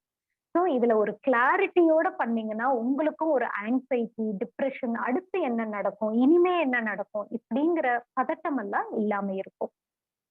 ஸோ இப்போ ப்ரிவென்ட் பண்ண முடியுமா, அடுத்து வந்து இந்த மாதிரி இன்ஃபர்டிலிட்டி இருக்கு ப்ரிவென்ட் பண்ண முடியுமா, நான் வந்து தடுத்துக்க முடியுமா அப்படின்னு கேட்டா இவ்வளவு நேரம் சொன்னதுல நம்ம வந்து ஒரு தெளிவுக்கு வந்திருப்போம். அதாவது லைஃப் ஸ்டைல், நம்ம தாத்தா பாட்டி எல்லாம் எப்படி ஆக்டிவா இருந்தாங்களோ, என்ன மாதிரி உணவு பழக்க வழக்கங்கள் வச்சிருந்தாங்களோ அதெல்லாம் நல்லது. அதை தான் நம்ம கிண்டல் பண்றோமே, அம்புலி இருக்குது, களி இருக்கு, கஞ்சி இருக்கு அப்படின்னா இப்ப அதெல்லாம் யாரும் எடுத்துக்கிறது இல்ல. அதை வந்து நம்ம எப்படி இந்த ஜென்ரேஷனுக்கு ஃபேன்சியா கொடுக்க முடியுமோ அந்த மாதிரி ஃபேன்சியா ஒரு டச்சப் பண்ணி அதை திரும்பியும் ரீஇன்ட்ரோடியூஸ் பண்ணா நல்லா இருக்கும். காய்கறி, பல வகைகள், இதுல எல்லாம் வந்து வியாபார நோக்கத்தோட எல்லாத்துலயும் மரபணு மாற்றங்கள் பண்ணாம ஆர்கானிக் ஃபார்மிங் அதெல்லாம் பண்றாங்க. அதையும் ரியல் ஆர்கானிக் ஃபார்மிங் மாதிரி நம்ம விவசாயத்திலையும் கொஞ்சம் கான்சென்ட்ரேட் பண்ணி அட்லீஸ்ட் நம்ம வீட்டு உணவுகள் நம்மளே பயிர் செய்யறது அளவுக்கு ஏதாவது பண்ண முடிஞ்சது அப்படின்னாக்கா அதெல்லாம் ப்ரிவென்டிவ் மெஷர்ஸ். ஏஜ் பொறுத்த வரைக்கும் உங்களுக்கு வந்து ரொம்ப தள்ளி போடாதீங்க, உங்களுடைய குழந்தை பேரை ரொம்ப தள்ளி போடாதீங்க. ஆனா ஒரு சிலர் கேட்பாங்க, சரி எனக்கு குழந்தை வேணும் அப்படிங்கிறதுக்காக யாரையாவது கல்யாணம் பண்ணிக்க முடியுமா, இதெல்லாம் எனக்கு ரியல் இன்சிடென்ட், யாரையாவது கல்யாணம் பண்ணிக்க முடியுமா, எனக்கு இப்போ ஓவரியன் ரிசர்வ் குறையுதுன்னு சொல்றீங்க, நான் அடுத்து என்ன பண்ணட்டும் அப்படின்னு கேட்டா அவங்களுக்கு வந்திருக்கக்கூடிய ஒரு பெஸ்ட் ஆப்ஷன் தான் எக் ஃப்ரீசிங். இப்ப நிறைய செலிபிரிட்டிஸ் எல்லாம் எக் ஃப்ரீசிங் பண்றாங்க. இது எப்படி ஆரம்பிச்சது அப்படின்னா, கேன்சர் பேஷண்ட்ஸுக்கு கேன்சர் கீமோதெரப்பி ஸ்டார்ட் பண்றதுக்கு முன்னாடி அவங்களுடைய எக் எல்லாம் வந்து அழிஞ்சு போயிடும் அப்படிங்கிற காரணத்துக்காக அதை ஃபர்டிலிட்டி ப்ரிசர்வேஷன் சொல்லுவோம், அதுக்காக வந்ததுதான் இந்த எக் ப்ரிசர்வேஷன், எக் ஃப்ரீசிங். ஆனா இப்ப வந்து இந்த சிங்கிள் விமன் அவங்க எல்லாம் வந்து என்னோட பார்ட்னர் இன்னும் அமையல, I want to get married late, நான் அப்ப வந்து நான் பேபி பிளான் பண்ணும் பொழுது என்னுடைய மரபணு அதாவது என்னோட ஜெனட்டிக் பேபி எனக்கு கிடைக்காம போகலாம், அதனால நீங்க எனக்கு எக் ஃப்ரீசிங் பண்ணி கொடுக்க முடியுமா அப்படின்னு கேட்டு வர்றாங்க. எஸ் பண்ண முடியும், ஆப்ஷன்ஸ் இருக்குது. அண்ட் அடுத்து இன்னொரு முக்கியமான விஷயம், இப்போ லேட்டஸ்டா ஏஆர்டி லா ஜான்வரி 2022ல புதுசா அமலுக்கு வந்திருக்கு. இதுபடி வந்து முன்னாடி இருந்த அளவுக்கு வைட் ஆப்ஷன்ஸ் இப்ப இல்ல. முன்னாடி வந்து இந்த ஃபெர்டிலிட்டி ட்ரீட்மெண்ட் எல்லாம் ரொம்ப ரிலாக்ஸா போயிட்டு இருந்தது. யார் வேணாலும் எப்படி வேணும்னாலும் அப்படிங்கிற மாதிரி எல்லாம் இருந்தது. இப்ப அதுல நிறைய ஸ்ட்ரிக்ட் ரெகுலேஷன்ஸ் எல்லாம் வந்திருக்கு. இன்னும் சில குழப்பங்கள்லாம் இருக்கிறதுனால அதுக்கான தீர்வுகளுக்கு வெயிட் பண்ணிட்டு இருக்கோம். ஆனா உறுதியா ஏஜை பொறுத்த வரைக்கும் மினிமல் ஏஜ் வந்து 21, ஆண் பெண் இருவருக்குமே. அப்பர் லிமிட் பாத்தீங்கன்னா பெண்ணுக்கு 50 வயது, ஆணுக்கு 55 வயது. அதுக்கு மேல வந்து நீங்க வந்து இந்த ஐவிஎஃப் ட்ரீட்மெண்ட் பண்ணவே முடியாது. நீங்க ஏற்கனவே உங்களோட எம்பிரியோவை ஃப்ரீஸ் பண்ணி வச்சிருந்தீங்கனாலுமே கூட அதை வந்து உங்க கர்ப்பப்பையில எங்களால உள்ள செலுத்த முடியாது. ஸோ முன்னாடி நம்ம வந்து இந்த டிவியில நியூஸ் பேப்பர்ல எல்லாம் 70 வயசு பாட்டிக்கு குழந்தை பிறந்திருக்கு, இது ஒரு பெரிய சாதனை அப்படி எல்லாம் நியூஸ் வந்துச்சு. இனிமே அதெல்லாம் வராது. வர்றதும் அபத்தம். 70 வயசுல குழந்தை பெற்றுட்டு அவங்க 90 வயசு ஆகும் பொழுதுதான் அந்த குழந்தை வந்து காலேஜே வரும். அப்ப அந்த குழந்தைக்கு வந்து நம்ம பேர்டனா மாறிட மாட்டோமா? ஸோ அப்ப வந்து இந்த லாஸ் எல்லாம் நல்லதுன்னு தான் சொல்லுவோம். ஸோ அதுல இன்னும் கொஞ்சம் தெளிவு வரணும். ஸோ இது வந்து நம்ம ஃபேமிலியை பிளான் பண்ணும் பொழுது 50-55 வயசுங்கிறது அப்பர் லிமிட்டா சொன்னாலுமே கூட 40-45 வயசுக்கு முன்னாடி நீங்க இதெல்லாம் ஃபேமிலியை பிளான் பண்ணி முடிச்சிட்டீங்கன்னா நல்லது. ஏன்னா உங்களுடைய ஜெனட்டிக் பேபிஸ் வந்து வேணும் அப்படின்னா நீங்க அந்த வயது வரம்பை தாண்டும் பொழுது 30 வயசு பெண் தாண்டுறாங்கன்னாலே டிராமாட்டிக்கா டிக்ளைன் ஆக ஆரம்பிச்சிடும். ஸோ இதை பத்தின அவேர்னஸ் உங்களுக்கு இருந்ததுன்னா நல்லது. இப்போ வந்து அதை டோட்டலா வந்து நான் இல்லைன்னு சொல்றதுக்கு இல்லை. ஏன்னா இப்போ ஒரு எங்களை கன்சல்டேஷனுக்கு வராங்க. என்னோட ஏஜ் இப்போ 29, 30, 31 இந்த மாதிரி எல்லாம் இருக்குது. நான் வந்து கல்யாணம் பண்ணிக்க போறேன், என்னை வந்து செக் பண்ணி சொல்லுங்க டாக்டர், நான் வந்து கல்யாணம் பண்ணிக்கிட்டா எனக்கு குழந்தை நிக்குமா? இப்படி ஒரு குரூப். நாங்க வந்து இந்த சில பிளட் டெஸ்ட் ஸ்கேன்லாம் பண்ணி அவங்களுக்கு ரிசர்வ் எல்லாம் செக் பண்ணி ஓகே உங்களுக்கு நல்லா இருக்கு, நீங்க ப்ரொசீட் பண்ணுங்க, இது எல்லாம் வந்து ரீஅஷ்யூர் பண்ணியிருக்கோம். இன்னும் சிலர் வர்றாங்க, நாங்க வந்து இப்ப புதுசா கல்யாணம் ஆயிருக்கு, நாங்க வந்து இப்போ இந்த கமிட்மெண்ட்ஸ்னால நான் போஸ்ட்போன் பண்ணணும்னு நினைக்கிறேன். இப்ப எங்க 2 பேர்த்தோடைய உடல் தகுதி எப்படி இருக்கு, நாங்க எவ்வளவு நாள் போஸ்ட்போன் பண்ணலாம்னு எங்களுக்கு கொஞ்சம் கைட் பண்ணுங்க. இதெல்லாம் வந்து ரியல் பேஷன்ஸ் பத்தி தான் நான் சொல்றேன். இப்படி கேக்குறாங்க. நாங்க எங்க பரவாயில்லையே இப்படி எல்லாம் வந்து நல்ல நல்ல அவேர்னஸோட வந்து கேக்குறாங்களே அப்படிதான் இருக்கும். அவங்களுக்கு நாங்க பார்த்துட்டு ஓகே யூ ஹாவ் டைம், இல்ல உங்களுக்கு வந்து இது குறைச்சலா இருக்கு, ஸோ இவ்வளவு கேப் எடுத்துக்கோங்க, அதுக்கப்புறம் வந்து நீங்க ப்ரொசீட் பண்ணிக்கோங்க அப்படிங்கிறப்போ தேர் ஹாப்பி. அவங்களும் வந்து ஓகே எனக்கு வந்து பிளான் பண்ணிக்கிறேன். ஸோ நான் வந்து இப்போ 2 வருஷம் வேண்டாம்னு நினைச்சேன், இப்போ நீங்க இந்த மாதிரி சொல்லியிருக்கீங்க, ஸோ மேபி நான் ஒரு 6 மாசத்துக்குள்ள எல்லாத்தையும் ரேப் அப் பண்ணிட்டு நான் இதை ஃபர்ஸ்ட் முடிச்சுக்கிறேன், இதை முடிச்சுட்டு தென் let me focus on my career, இந்த மாதிரி சொல்றவங்க நிறைய உண்டு. ஸோ பேலன்ஸ் பண்ண கத்துக்குங்க. இப்ப எப்பயுமே ஒர்க் லைஃப் பேலன்ஸ்னு சொல்றோம் இல்லைங்களா, அதே மாதிரிதான் இதுவுமே. இப்ப வந்து உங்களுடைய ரீப்ரொடக்டிவ் பொட்டன்ஷியலை உங்களோட ஒர்க் அண்ட் கெரியரோட பேலன்ஸ் பண்ண கத்துக்கணும். ஸோ அண்ட் இன்னொன்னு, உடல் பருமன் இல்லாம நல்ல பிசிக்கல் ஆக்டிவிட்டி, நல்ல ஆரோக்கியமான உணவு பழக்க வழக்கங்கள், இதோட மென்டல் ஸ்ட்ரெஸ். எல்கேஜி படிக்கிற குழந்தை கூட நான் ரொம்ப ஸ்ட்ரெஸ் அவுட்டா இருக்கேன், ஸ்ட்ரெஸ்ஸை பத்தி உனக்கு என்ன தெரியும், என் கிளாஸ் டீச்சரை நீ இன்னைக்கு திட்டினாங்க, என் பக்கத்துல இருக்கிற குழந்தை என்ன திட்டுச்சு, இப்படி எல்லாம் சொல்றாங்க. ஸோ ஸ்ட்ரெஸ் அப்படிங்கிறது ஒரு ஃபேன்சி டேர்மா மாறி போச்சு. ஸோ அப்படிங்கிற ஸ்ட்ரெஸ் அப்படிங்கிற வார்த்தையவே லிட்ரேச்சரை விட்டு வெளியே எடுத்துட்டாங்கன்னா நல்லா இருக்கும். ஏன்னா இந்த ஸ்ட்ரெஸ் அப்படிங்கிறது ஒர்க் மூலமா ப்ரெஷர் வரலாம், இல்ல சோசியல் ப்ரெஷர். கல்யாணம் ஆகி 6 மாசம் ஆச்சு, அடுத்து என்ன விசேஷம் ஏதாவது இருக்கா, அடுத்த கேள்வி அதுதான். ஸோ இது வந்து உங்களுக்கு ஒரு ப்ரெஷரை ஆட் பண்ணுது. அடுத்து வந்து இப்ப நம்மளுக்கு வந்து இந்த மாதிரி சொல்லியிருக்கிறாங்களே, இந்த மாசம் நம்மளுக்கு பிரெக்னன்சி நிற்குமா, ட்ரீட்மெண்ட்டுக்கு போகணும், அடுத்த மாசம் வந்துருமா, இனி அடுத்து என்ன, இதுக்கே இவ்வளவு செலவாய் போச்சு, நீ அடுத்து நம்ம பண்ணும்பொழுது நெக்ஸ்ட் ஸ்டெப் எடுத்து வைக்கும் பொழுது நம்மளுக்கு வந்து பேங்க் பேலன்ஸ் இருக்கா, இது எல்லாமே ப்ரெஷர்ஸ் தான். ஸோ இதெல்லாம் வந்து ஒரு கவுன்சிலிங் மூலமா, ப்ரொஃபஷனல் கவுன்சிலிங் மூலமா நீங்க சப்போர்ட் எடுத்துக்கோங்க. சப்போர்ட் எடுத்துட்டு வாட் இஸ் ப்ராக்டிக்கல், எது முடியும் எது முடியாது, ஏன் குழப்பிட்டே இருக்கிறீங்க, அதுக்கு என்ன சொல்யூஷன் அப்படிங்கறதுல வந்து தெளிவா இருங்க. உங்களுடைய ஆபீஸ்ல அவ்வளோ பெரிய ஆளா இருக்கிறீங்க, அவ்வளோ சாதிக்கிறீங்க, அப்படியே உங்களோட பர்சனல் லைஃப்ல மட்டும் கோட்டை விடுறீங்க, அது பண்ணாதீங்க. அதை விட முக்கியம், உங்க வீட்டுலதான் பெரியவங்க இருக்காங்களே, ஃபேமிலி மெம்பர்ஸ் இருக்காங்களே, அவங்களோட மனம் விட்டு பேசுங்க. உங்களுடைய க்ளோஸ் ஃப்ரெண்ட்ஸ் இருக்காங்க, நட்பு இருக்கு, ஸோ அவங்களுடைய எல்லாம் பேசுங்க. உங்களோட அந்த சோஷியல் மீடியா ஃப்ரெண்ட்ஸ், நான் தப்பு சொல்லல, அதை கொஞ்சம் கட் டவுன் பண்ணிட்டு ரியல் ஃப்ரெண்ட்ஸ், வர்ச்சுவல் வேர்ல்டுல இருந்து ரியல் வேர்ல்டுக்கு வந்து மனம் விட்டு பேசுங்க. அந்த மனம் விட்டு பேசும் பொழுது தேவையில்லாததெல்லாம் பேசிட்டு இருக்காம நல்ல விஷயங்களை பேசுங்க, சந்தோஷமான விஷயங்களை ஷேர் பண்ணுங்க. இதெல்லாம் பண்ணீங்கனாலே வாழ்க்கை சந்தோஷமா இருக்கும். இதுக்கு ஒரு பெஸ்ட் எக்ஸாம்பிள் சொல்லணும்னா, இந்த கொரோனா காலகட்டத்துல நாங்க வந்து ஐவிஎஃப் பண்ணணும், இந்த இன்ஃபர்டிலிட்டி பேஷண்ட்ஸ்க்கு வந்து ஐவிஎஃப்லயும் டஃபா தான் இருக்கும் அப்படின்னு நினைச்ச ஃபியூ பேஷண்ட்ஸ் எல்லாம் ஃபர்ஸ்ட் லாக்டவுன்ல எல்லாரும் ரொம்ப சந்தோஷமா இருந்தாங்க, வெக்கேஷன் அப்படின்னு சொல்லிட்டு. அவங்க எல்லாம் தன்னால பிரெக்னன்சி வந்து வந்தாங்க. எங்களுக்கே ரொம்ப ஆச்சரியமா இருந்தது. ஸோ அப்பன்னா என்ன அர்த்தம்னா, அவங்க வந்து ஃபேமிலி, அதாவது தம்பதியர் மனம் விட்டு பேசி ஒன்னா சந்தோஷமா அவங்க வந்து இருந்தாலே பாதி பிரச்சனைகளுக்கு தீர்வாயிருது. இப்ப பாத்தீங்கன்னா எல்லாரும் ஒர்க் பண்றாங்க, வீக்கெண்ட்ஸ்ல தான் மீட் பண்றாங்க. அண்ட் எப்படி வந்து குழந்தை இது கான்டாக்ட் வச்சுக்கணும், தாம்பத்திய உறவு எப்படி வச்சுக்கணும்னா ஆப் வச்சுதான் பிளான் பண்ணுவாங்க. இது வந்து பேபி மேக்கிங் ஸ்டெப் அப்படிதான் போகுது. ஸோ அதெல்லாம் மாறணும். இதெல்லாம் மாறி இந்த ஸ்கேன் பண்ணிட்டு நான் வந்து போன் போடுவோம், உடனே ஹஸ்பண்ட் கிளம்பி வருவாங்க. இல்ல ஆப்ல வந்து இன்னைக்குதான் ஓவியூலேஷன் டே, அதுபடி கிளம்பிவாங்க. இதையெல்லாம் விட்டுட்டு ஒரு இயற்கையோட ஒன்றி, பணம் பதவி எல்லாமே வரும், பட் என்னதான் இருந்தாலும் நம்ம ரூட்ஸை மறந்துடாதீங்க, கிரவுண்டடா இருக்கணும். ஸோ கிரவுண்டடா இருந்தாலே மன ஆரோக்கியம், உடல் ஆரோக்கியம் எல்லாமே நல்லா இருக்கும். இதெல்லாம் நல்லா இருந்தா இந்த ஃபெர்டிலிட்டி இஷ்யூஸ் எல்லாம் காணாமே போயிடும். உண்மையா சொல்லணும்னா, நான் இவ்வளோ நேரம் 80% 10% எல்லாம் பேசிட்டு இருந்தேன். இவ்வளோ இந்த சிம்பிள் ட்ரீட்மெண்ட் எல்லாம் கொடுத்து முடியும் பொழுது எங்களுக்கு ஐவிஎஃப் அப்படிங்கிற ட்ரீட்மெண்ட்டுக்கு வரக்கூடிய பர்சன்டேஜ் ஆஃப் பீப்புள் எவ்வளோன்னு கேட்டா 3 to 5% மேக்சிமம், அவ்வளோ கப்பிள்ஸ் தான் நாங்க ட்ரீட்மெண்ட்டுக்கு எடுக்கிறோம். அப்ப ஏன் டாக்டர் இத்தனை ஐவிஎஃப் சென்டர்ஸ் வந்திருக்கு அப்படின்னு கேட்டா, அது ஊதி பெரிதாக்கப்பட்டது. எல்லாமே பேனிக். அதாவது லாக்டவுன்ல என்ன நடந்ததுங்க, இன்னைக்கு லாக்டவுன் 6 மணியோட க்ளோஸ் ஆயிடும் அப்படின்னா ஓடி போய் எல்லாம் அடுத்த நாளுக்கு வந்து நம்மளுக்கு தேவையோ தேவையில்லையோ எல்லா பொருளையும் வாங்கிட்டு வந்து சேர்த்துறது இல்லையா, ஒரு பேனிக் ஆகி போறது இல்லையா, அதே மாதிரிதான்.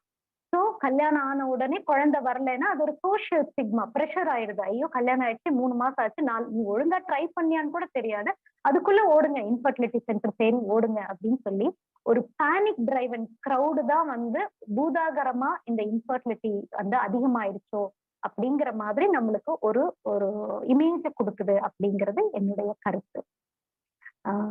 ஸோ இது உங்களுக்கு மேற்கொண்டு ஏதாவது சந்தேகங்களோ இல்ல கருத்துக்களோ இருந்ததுன்னா தாராளமா வாட்ஸ்அப் மூலமாவோ இல்ல இமெயில் மூலமாவோ என்ன தொடர்பு கொள்ளலாம்.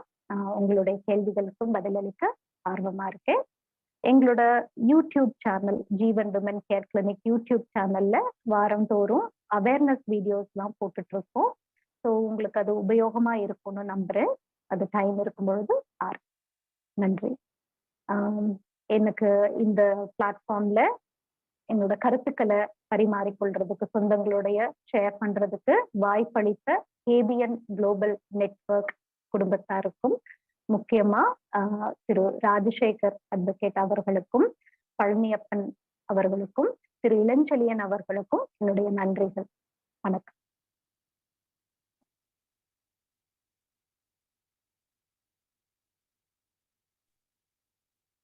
இன்றைய அருமையான ஒரு விஷயத்தை எவ்வளவு தெளிவாக நம் சொந்தங்களுக்கு புரிய வைக்க முடியுமோ அவ்வளவு ஒரு விஞ்ஞானம் சார்ந்த மருத்துவத்துறையின் பிரதிபலன்களை இந்த நவயுக காலத்தில் நவநாகரீக இயந்திரத்தனமான ஒரு வாழ்க்கையில் கல்யாணான தம்பதிகள் அந்த புத்திர பாக்கியத்தை கிடைக்காமல் அவதியுறுபவர்களுக்கு இந்த மருத்துவத்துறையை சார்ந்த விஞ்ஞான விஷயத்தை இவ்வளவு எளிதாக இன்றைய கேபிஎன் குளோபல் நடத்தும் இந்த காணொளியில் நம் சொந்தங்களுக்கு கொண்டு சேர்ந்த மருத்துவர், நம் கொங்கு நாட்டிற்கு பெருமை சேர்க்கும் நம் சகோதரி டாக்டர் சசிரேகா குமரன் அவர்களுக்கு எங்களுடைய கேபிஎன் குளோபல் சார்ந்த நெஞ்சார்ந்த நன்றியை தெரிவித்து, நிறைய கேள்விகள் நம் சொந்தங்கள் கேட்டுள்ளனர்.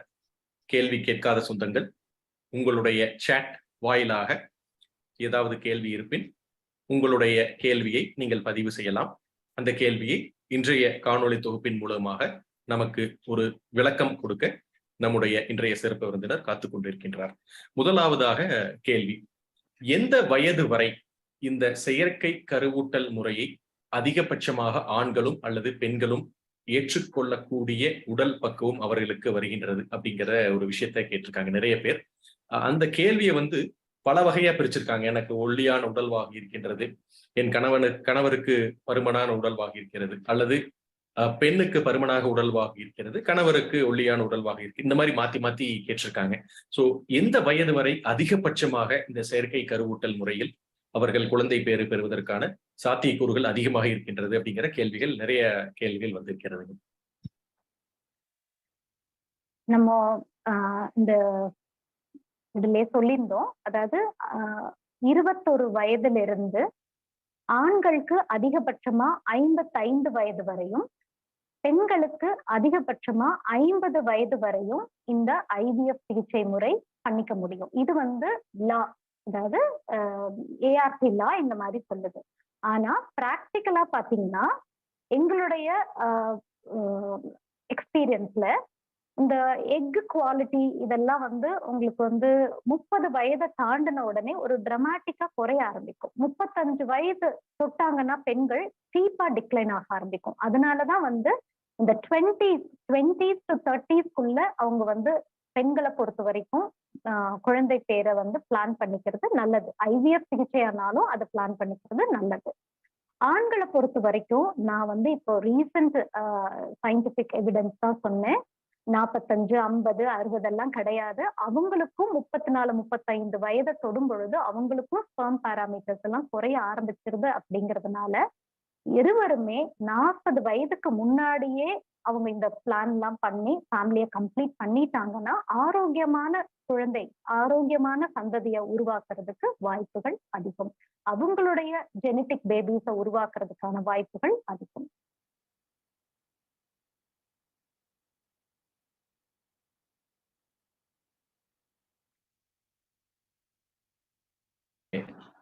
ஹோஸ்ட், நீங்க என்ன கோஹோஸ்டா மாத்திருங்க, சோ தட் நான் அன்மியூட் பண்றதுக்கு ஈஸியா இருக்கும். அது போக இன்றைய நவயுக காலத்தில் நீங்க சொன்ன அந்த மினிமம் ஏஜ் மேக்ஸிமம் ஏஜ் சொல்லியிருக்கீங்க.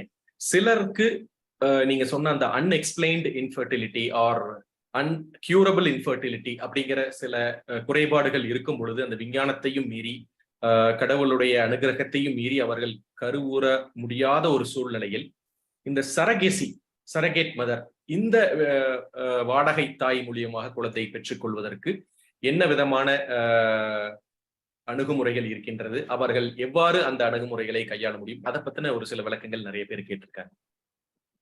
அதாவது இப்போ நான் மேற்சொன்ன ART லா ஜான்வரி 2022 நடைமுறைக்கு வந்தாச்சு. இந்த லா வந்ததுக்கு அப்புறமா தேர்ட் பார்ட்டி ரீப்ரொடக்ஷன், அதை தான் நாங்க சரகசி, டோனர் ப்ரோக்ராம் இப்படின்லாம் சொல்றோம். அதுல நிறைய குழப்பங்கள் இருக்கு. அதனால தற்போதைக்கு நாங்க சரகசி, தேர்ட் பார்ட்டி ரீப்ரொடக்ஷன் பண்றது இல்லை, ஸ்டாப் பண்ணி ஹோல்டுல வச்சிருக்கோம். ஏன்னா முன்னாடி கமர்ஷியல் சரகசி நடைமுறையில இருந்தது. இத நிறைய பேர் அபியூஸ் பண்ணினாங்க, அதாவது மிஸ்யூஸ் ஆயிடுச்சு. அது மூலமா நம்மளுடைய இந்தியால இருக்கக்கூடிய தாய்மார்கள், புவர் மதர்ஸ் இருப்பாங்க இல்லையா, அவங்கள நிறைய எக்ஸ்ப்ளாய்ட் பண்ண மாதிரி ஆனதுனால கவர்மெண்ட் ஸ்ட்ரிக்ட் ஆக்ஷன் எடுத்து இதை ஒரேடியா ஸ்டாப் பண்ணிட்டாங்க. ஸோ அதனால ஜென்யூனா நிறைய கப்புள்ஸ்க்கு சரகசி தேவைப்படுறவங்களுக்கு இது கிடைக்க முடியாத மாதிரி ஆயிடுச்சு. அதை பத்தின கன்ஃபியூஷன்ஸ் இன்னும் போகுது, இன்னும் தீர்வு சரியா வரல. தற்போதைக்கு சரகசி பண்ண முடியுமா அப்படின்னா, கமர்ஷியல் சரகசி நோ பண்ண முடியாது. ஆல்ட்ருஸ்டிக் சரகசி அப்படிங்கிற ஆப்ஷன் இருக்குது. ஆல்ட்ருஸ்டிக் சரகசினா உங்களுடைய உறவினர், ரத்த சொந்தம் இருக்கக்கூடிய உறவினர், ஆனா அவங்களுக்கு குழந்தை இருக்கணும், அவங்களுடைய வயது 35க்கு கீழே இருக்கணும், அவங்க வில்லிங்கா உங்களுக்காக சரகேட்டா வாடகை தாயா இருக்க சம்மதிக்கணும். எந்த மணி பரிமாற்றங்களோ இல்ல சொத்து பரிமாற்றங்களோ, எந்த கேஷ் எக்ஸ்சேஞ்ச், கிஃப்ட் எக்ஸ்சேஞ்ச் எதுவுமே அங்க இருக்கக்கூடாது. அந்த மாதிரி உங்களுக்காகவே பண்றதுக்கு யாராவது இருந்தாங்கன்னா சரகசி இஸ் பாசிபிள். ஓகே, மிக தெளிவான ஒரு விளக்கம் கொடுத்திருக்கீங்க. இன்றைய கால சூழ்நிலையில் கடந்த ஒரு 2 மாதங்களுக்கு முன்பாக இந்த சரகசி அப்படிங்கிற ஒரு விஷயம் மிக தீயாக பரவி நிறைய பேர்த்துக்கு அதனுடைய விஷயங்கள் பேப்பர்ல எல்லாருமே பார்த்திருப்பாங்க. அதுக்கு அருமையான ஒரு விளக்கம் கொடுத்திருக்கீங்க. அடுத்ததாக ஒரு சொந்தம் ஒரு கேள்வி கேட்டிருக்காங்க. என்னன்னா, என்ன ரீசன் அடிக்கடி கருச்சிதைவு, what is the reason for recurring miscarriages அப்படிங்கிற ஒரு கேள்வி கேட்டிருக்காங்க.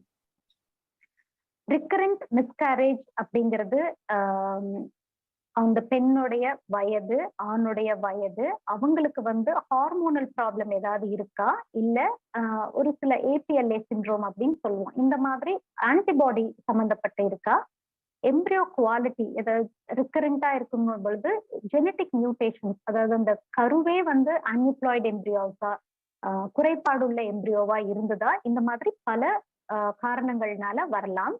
இத பொதுப்படையா நான் ஒரு லிஸ்ட் மாதிரி சொல்ல முடியுமே தவிர, ஒரு கப்பலுக்கும் என்ன காரணம் அப்படிங்கிறது அவங்களுடைய டீடைல் ஹிஸ்டரி, ப்ரீவியஸா எந்த டைம்ல அந்த மிஸ்கேரேஜ் நடந்தது, ஹார்ட் பீட் வந்ததா வரலையா, அதெல்லாம் வச்சுதான் ஃபேமிலி ஹிஸ்டரி என்ன, அவங்களோட கேரியோடைப்பிங்கோட ரிப்போர்ட் என்ன, அந்த பேபிக்கு கேரியோடைப்பிங்கோ ஜினோமிக் அனாலிசிஸ் ஏதாவது பண்ணிருக்காங்களா, அந்த ரிப்போர்ட் கையில இருக்கா, இதெல்லாம் வச்சுதான் இதுதான் காரணம் உங்களுக்கு ரிகரண்ட் மிஸ்கேரேஜுக்கு, இதுக்கு இது மாதிரி தீர்வு கொடுக்கலாம் அப்படிங்கறத நாங்க பண்ண முடியும். இதுதான் ஹை ரிஸ்க் ஆப்ஸ்டெட்ரிக்ஸ்ல நாங்க ஹேண்டில் பண்றோம். ஓகே. அடுத்தது ஒரு கேள்வி, நிறைய பேர் இதே கேள்வி கேட்டிருக்காங்க. கிட்டத்தட்ட ஒரு 7 to 8 பேர் இதே கேள்வி கேட்டிருக்காங்க. நீங்க எந்த மாதிரி உணவு வகைகளை தவிர்க்க வேண்டும், உடல் பருமன் இல்லாமல் ஒரு செடென்டரி லைஃப் ஸ்டைல் இல்லாமல் நம்ம ஆக்டிவா இருக்கணும், பிளஸ் நம்ம ஒரு பிசிக்கல் ஆக்டிவிட்டி கொண்டு வரணும் அப்படிங்கறதெல்லாம் சொல்லியிருந்தீங்க. ஸோ இந்த மாதிரி இருக்கக்கூடிய சூழ்நிலையிலோ அல்லது ஒரு செடென்டரி லைஃப் ஸ்டைல்ல இருந்து அவருக்கு ஒரு கருவுறுவதற்கு உண்டான ஒரு சாத்தியக்கூறுகள் அந்த மேல் பர்சனுக்கு இல்லாத ஒரு கால சூழ்நிலையில் டெஸ்டுக்கு பிறகு அவருடைய அந்த செடென்டரி ஸ்டைல்ல இருந்து மாறுபட்டு ஒரு பிசிக்கல் ஆக்டிவிட்டி இருக்கக்கூடிய ஸ்டைலுக்கு மாறினாலோ, அவருடைய வயது 35க்கு கீழே இருக்கும் பொழுது மருந்து மாத்திரைகள் மூலியமாக குணமாகும் சாத்தியங்கள் உண்டா? அப்படி குணமாகும் சாத்தியங்கள் இருந்தால் அது எவ்வளவு விழுக்காடு, எவ்வளவு பெர்சன்டேஜ் அது கியூரபிள், அந்த ஃபெர்டிலிட்டியை கியூர் பண்ண முடியும் அப்படிங்கிறது ஒரு கேள்வியா கேட்டிருக்காங்க. ஓகே.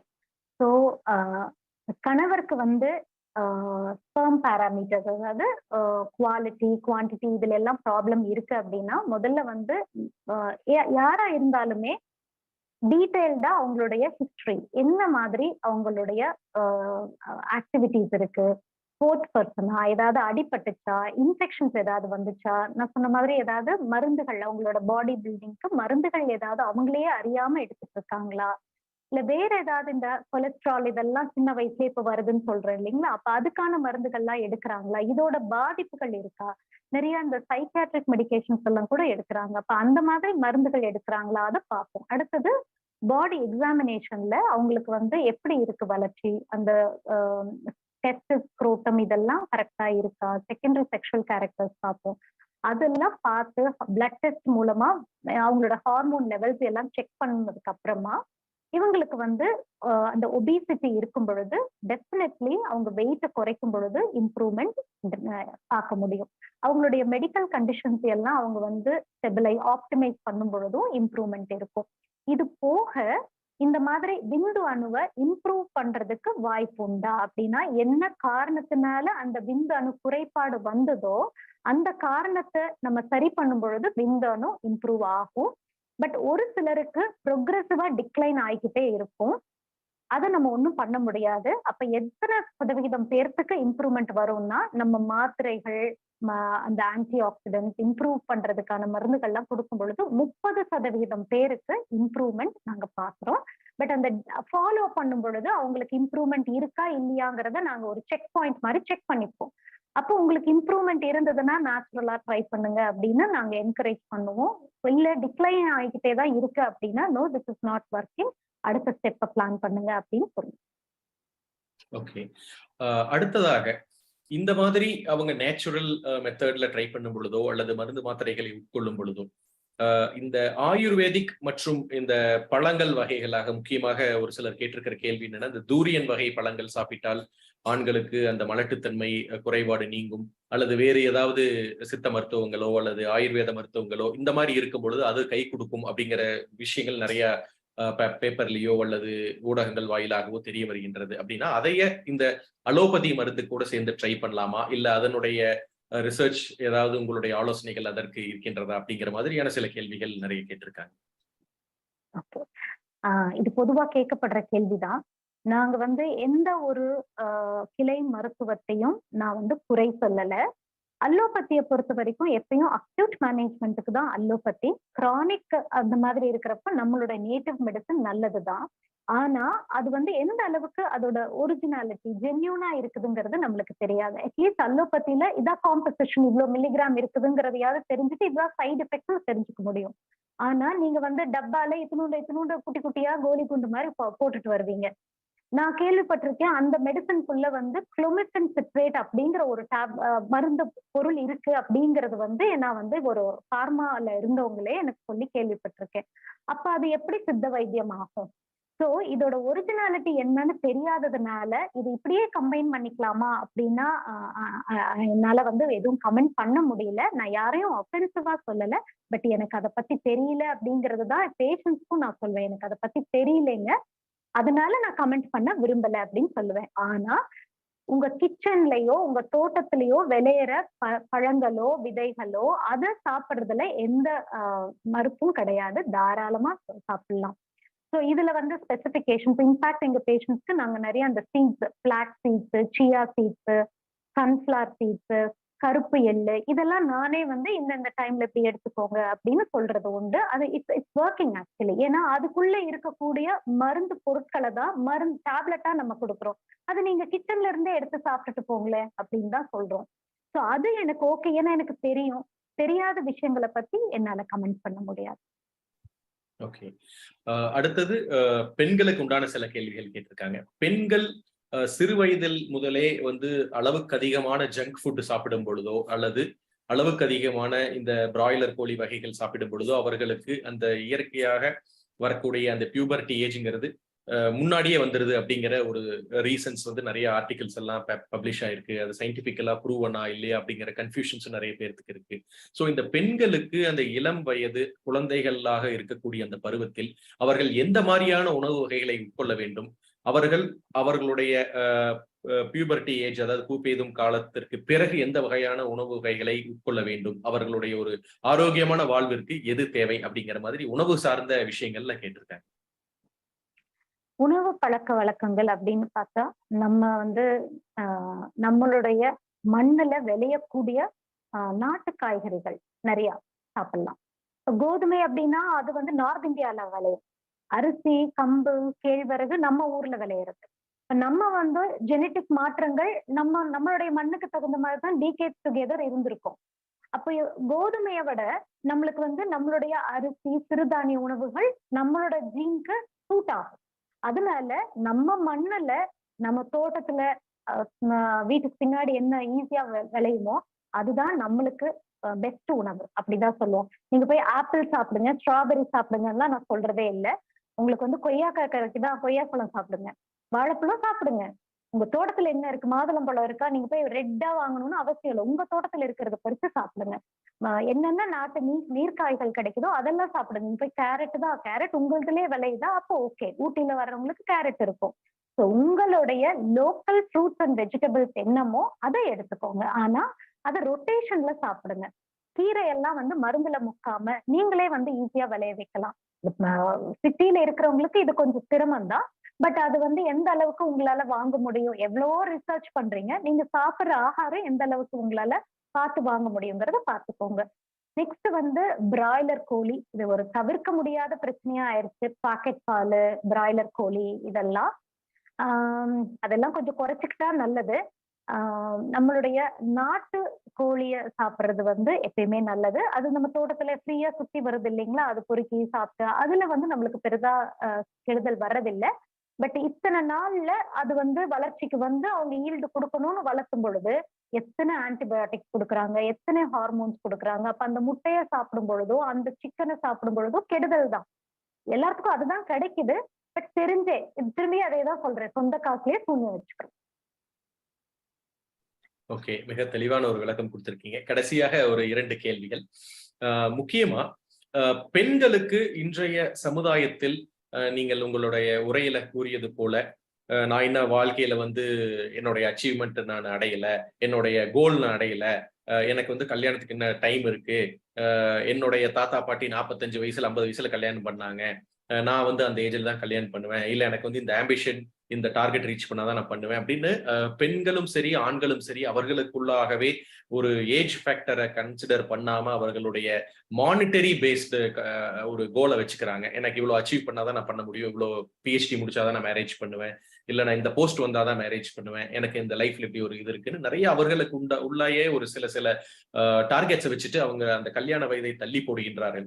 அந்த கல்யாண வயதை தள்ளி போட்டு பிறகு அவர்கள் அந்த கல்யாண உறவில் ஈடுபட்டு அந்த குழந்தை பேரு பெறுவதற்கும் முயற்சி செய்யாமல் அதிலிருந்து நாங்க வந்து லைஃப் என்ஜாய் பண்ணணும், நாங்க 1 வருஷம் 2 வருஷம் அப்படின்ற அந்த காலகட்டத்தில் அவங்க செயற்கையாக அந்த கருத்தரிக்கும் முறையை தள்ளி போடுகிறார்கள். அதனுடைய விளைவுகள் எந்த அளவுக்கு பாதகமாக இருக்கும், அல்லது அந்த மாதிரியான விளைவுகளை மருத்துவ ரீதியாக உங்களுடைய ஆலோசனை என்ன அப்படின்ற மாதிரி கேட்டிருக்காங்க. அதாவது 35 வயசு ஆண் இருக்கக்கூடியவரும் ஒரு 35 வயசுக்கு மேல இருக்கிற பெண்களும் கல்யாணம் செய்து கொண்டு அதற்கு பிறகும் அவர்களுடைய ஒரு குழந்தை பேரு இருக்கக்கூடிய காலத்தை தள்ளி போட்டு நாங்க வாழ்க்கையில என்ஜாய் பண்ணிட்டு தான் பண்ணணுங்கிறது இன்னைக்கு வந்து இந்த வெஸ்டர்னைஸ்ட் கல்ச்சரை பார்த்து அது ஒரு ட்ரெண்ட் வந்துருச்சு. அவர்கள் வந்து ஈஸி கோ லைஃப் மாதிரி நடத்துக்கிறாங்க. அதாவது 40 வயசுக்கு மேலேயும் குழந்தை பெற்றுக்கொள்ள முடியும் அப்படின்றது. அப்ப எப்ப வந்து அவங்க வந்து அந்த முயற்சியில் தோல்வி அடைஞ்சு அவங்களுக்கு குழந்தை பேர் கிடைக்கலையோ அப்ப அந்த விரக்தியான நிலைமைக்கு அடைகிறாங்க. சோ இந்த மாதிரி இருக்கக்கூடிய ஒரு வெஸ்டர்னைஸ்ட் மைண்ட் செட்லயோ அல்லது ஒரு பிராட் மைண்ட் அப்படின்ற இருக்கக்கூடிய கான்செப்ட்ல இருக்கிறவங்களுக்கு உங்களுடைய ஆலோசனைகள் என்ன? அவர்கள் எதை முக்கியமாக ஒரு எக்ஸ்ட்ரா ப்ரிகாஷனா ஃபாலோ பண்ணணும், எந்த வயதில் எதை செய்ய வேண்டும் அப்படிங்கிற உங்களுடைய ஆலோசனை கேட்டிருக்கேன். ஒரு விஷயம் தெரிஞ்சுக்கணும், we are Indians, they are Europeans. So genetically அவங்க ஒயிட், நம்ம பிளாக், இல்ல கோதுமை நிறம் வச்சுக்கலாமே. ஸோ ஜீன் வைஸ் டோட்டலி மாற்றம், நிறைய என்டையர்லி டிஃப்ரெண்ட்டுங்க. ஸோ நம்மளோட வாழ்க்கை முறை, நம்மளோட ஏஜிங்கு, நம்மளுடைய ஜெனட்டிக் சேஞ்சஸ் எல்லாமே வந்து யூரோப்பியன் மாதிரி இருக்காது, நம்மளோடது டிஃப்ரெண்டா இருக்கும். பொதுவா சொல்லணும்னா நாங்க பேசும்பொழுது எப்படி சொல்லுவோம், we age fast, genetically we age fast. அதனாலதான் வந்து இப்போ நம்மளுடைய அது வந்து ஒரு 30 வயது நம்மளோட பெண்ணுக்கு இருக்கு அப்படின்னா நாங்க வந்து எப்படி கம்பேர் பண்ணுவோம்னா, ஒரு இங்கிலீஷ் லேடி 35-37 வயசு இருக்கக்கூடிய இங்கிலீஷ் லேடியோட இந்த 30 வயது இந்தியன் லேடிய கம்பேர் பண்ணுவோம். அப்ப அதனாலதான் நம்மளுடைய ஆன்செஸ்டர்ஸ், நம்ம தாத்தா பாட்டிகள்லாம் ரொம்ப வயசா சீக்கிரமா கல்யாணம் பண்ணிக்கிங்க, சீக்கிரமா குழந்தை பெற்றுக்குங்க இப்படின்லாம் சொன்னதுக்கு சயின்டிபிக் ரீசன் இதுதான். So genetically we age fast, நம்மளுடைய பெண்கள் சீக்கிரமா மெனபாஸும் ரீச் பண்ணிடுவாங்க, unlike the western women. So நீங்க வந்து வெஸ்டர்னைஸ்ட் வேர்ல்ட ஃபாலோ பண்றேன் அப்படின்னு சொன்னா உங்களுக்கு தான் ஏமாற்றம். எல்லாமே அப்படியே காப்பி அடிக்க முடியாது, நம்மளுக்குன்னு ஒரு ஒரிஜினாலிட்டி என்னங்கிறத புரிஞ்சுக்கணும். நம்மளோடது என்னன்னு தெரிஞ்சுட்டு அதுல வந்து ஓகே நம்ம வந்து கொஞ்சம் டிஃப்ரெண்ட், நம்ம வெஸ்டர்ன் மாதிரி தான் இருக்கோம் போல, நம்மளுடைய இது வந்து ஏஜ் வந்து நல்லா ஒவேரியன் ரிசர்வ் நல்லா இருக்கு, மெனபாஸ் வந்து நம்மளுக்கு லேட்டா தான் வரும், இப்படிங்கறதெல்லாம் நீங்க முதல்ல தெரிஞ்சுக்கோங்க. அதை எப்படி தெரிஞ்சுப்பீங்கன்னா, அதுக்கு தான் நான் தான் சொல்றேன், இப்போ ஃபியூ பேஷண்ட்ஸ் வர்றாங்க, என்னோட ரிசர்வ் எப்படி இருக்கு, எனக்கு கொஞ்சம் கைட் பண்ணுங்க, நான் எவ்வளவு நாள் தள்ளி போடலாம் அப்படின்னு கைட் பண்ணுங்கன்னு சொல்றாங்க. ஸோ நீங்க அப்படி ஒரு கட்டாயத்தின் பேர்ல நான் போஸ்ட்போன் பண்ணணும்னு விருப்பப்பட்டீங்கன்னா உங்களுடைய ஃபர்டிலிட்டி ஸ்பெஷலிஸ்ட கன்சல்ட் பண்ணி உங்க 2 பேர்த்தோடைய ரிசர்வ் எப்படி இருக்கு, ஸ்பெர்ம் பாராமீட்டர்ஸ் எப்படி இருக்குது, எக்கெல்லாம் எப்படி இருக்கு, குவாலிட்டி குவான்டிட்டி எல்லாம் எப்படி இருக்குங்கிறது முதல்ல செக் பண்ணிக்கோங்க. செக் பண்ணிட்டு ஓகே உங்களுக்கு வந்து ரிசர்வ் நல்லா இருக்கு, நான் ஒரு 6 months தள்ளி போடுறேன், 1 year தள்ளி போடுறேன் அப்படின்னாக்கா அதுக்கான கைடன்ஸ் அவங்க கொடுப்பாங்க. சப்போஸ் வாய்ப்பே இல்லை, நான் வந்து 4 வருஷம் 5 வருஷம் இப்ப கல்யாணம் பண்ணிட்டேன், 5 வருஷம் கழிச்சுதான் நான் குழந்தை பெற்றுப்பேன்னு முடிவே பண்ணிட்டீங்கன்னா அப்புறம் வேற வழியே இல்லை, நீங்க வந்து ஐவிஎஃப் பண்ணி எம்பிரியோவை எடுத்து ஃப்ரீஸ் பண்ணி வச்சுட்டு உங்க வேலைகளை முடிச்சுட்டு வந்து பேபியை வந்து ஒரு வெக்கேஷன்ல வந்து நீங்க பேபி எடுத்து உள்ள வச்சுக்க வேண்டியது. ஓகே, கடைசியாக நிறைய சொந்தங்கள் கேட்ட கேள்வி, இந்த செயற்கை முறைய கருத்தரித்த ஒரு பெற்றோருக்கு பிறந்த குழந்தைக்கும் இது ஒரு ஹெரிடிட்டியா வரக்கூடிய வாய்ப்பு இருக்கிறதா, அல்லது எங்க அப்பா அம்மாவுக்கு வந்து பல வருடங்கள் கழித்து தான் ஒரே ஒரு குழந்தையாக நான் பிறந்தேன், அப்ப எனக்கும் நாளைக்கு கல்யாணம் பண்ணதுக்கு பிறகு இது ஒரு ஹெரிடிட்டியா வர்றதுக்கு வாய்ப்பு இருக்கா, அல்லது என்னுடைய அப்பா லேட் மேரேஜா கல்யாணம் பண்ணினாரு. எனக்கு வந்து நான் எங்க அப்பாவுக்கு 40 வயசுலயோ 42 வயசுலயோ தான் நான் குழந்தையாக பிறந்தேன். அப்ப எனக்கு வந்து 35 வயதுக்கு உட்பட்ட காலத்திலும் கல்யாணம் செய்தாலும் எனக்கு ஏதாவது இந்த இன்ஃபர்டிலிட்டி ரீசன்ஸ் வருமா? இது ஒரு பரம்பரை வியாதியாக வரக்கூடிய வாய்ப்பு இருக்கா? அப்படிங்கிற மாதிரி சார்ந்த கேள்விகள் நிறைய கேட்டிருக்காங்க. ஸோ டெஃபினட்டா நம்ம வந்து கேட்கும் பொழுது அவங்களுக்கு வந்து அந்த ஃபேமிலியில இந்த மாதிரி ஹிஸ்டரி இருக்கா அப்படிங்கறதெல்லாம் உறுதியா நாங்க வந்து செக் பண்ணிப்போம். அந்த ஃபேமிலியில ஹெரிடிட்ரியா ரன் ஆகுமா அப்படின்னா ரன் ஆகும்.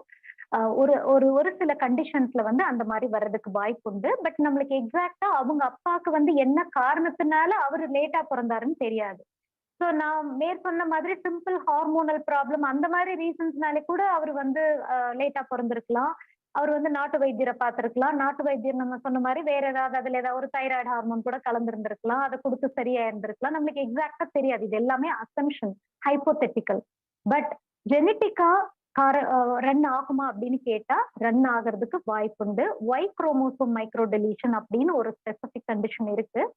சப்போஸ் அந்த ஸ்பெர்ம் பாராமீட்டர்ஸ் ரொம்ப சிவியரா குவாலிட்டி டிஃபெக்ட் இருந்ததுன்னா நாங்க டெஃபினெட்லி அதையெல்லாம் செக் பண்ணிட்டு அந்த ப்ராப்ளம் அவங்களுக்கு இருக்குதா, CFTR mutation, Y chromosome micro deletion, இந்த மாதிரி ஒரு சில மரபணு ப்ராப்ளம்ஸ் எல்லாம் இருக்காங்கிறத வந்து உறுதிப்படுத்திக்குவோம். உறுதிப்படுத்திட்டு அந்த ப்ராப்ளம் இல்லை அப்படின்னா தான் அவங்கள வந்து நாங்க அந்த எக்ஸி பண்றதுக்கு வந்து ஓகே உங்களோடது வந்து பிரச்சனை இல்லை, உங்க ஜென்ரேஷன் அடுத்த ஜென்ரேஷனுக்கு இது போகாது அப்படின்றத சொல்லுவோம். இது சிவியர் ஸ்பெர்ம் ப்ராப்ளம் இருக்கிறவங்களுக்கு தான் இந்த ஜெனட்டிக் ப்ராப்ளம் இருக்கிறதுக்கு வாய்ப்பு அதிகம் உள்ளது. அருமையான ஒரு கேள்விகள். நம் சொந்தங்கள் அவர்களுடைய வாழ்வில் ஒரு தெளிவு பெறுவதற்கு கேட்டிருந்தாலும் அந்த கேள்விக்கு அவர்களுக்கு புரியும் வண்ணம் ஒரு மிக தெளிவான ஒரு விஷயத்தை அனைத்து இந்த காணொளி வாயிலாக பங்கு பெற்ற அனைத்து சொந்தங்களுக்கும் பயன் பெறும் வகையில் நீங்கள் வந்து மருத்துவத்துறையை சார்ந்த கேள்விகளுக்கு அருமையான வகையில் பதில் சொன்ன காரணத்தை வந்து அனைத்து சொந்தங்களும் சேட் பாக்ஸ் வாயிலாக அவர்களுடைய நன்றியையும் அவர்களுடைய பாராட்டுதலையும் தெரிவித்திருக்காங்க.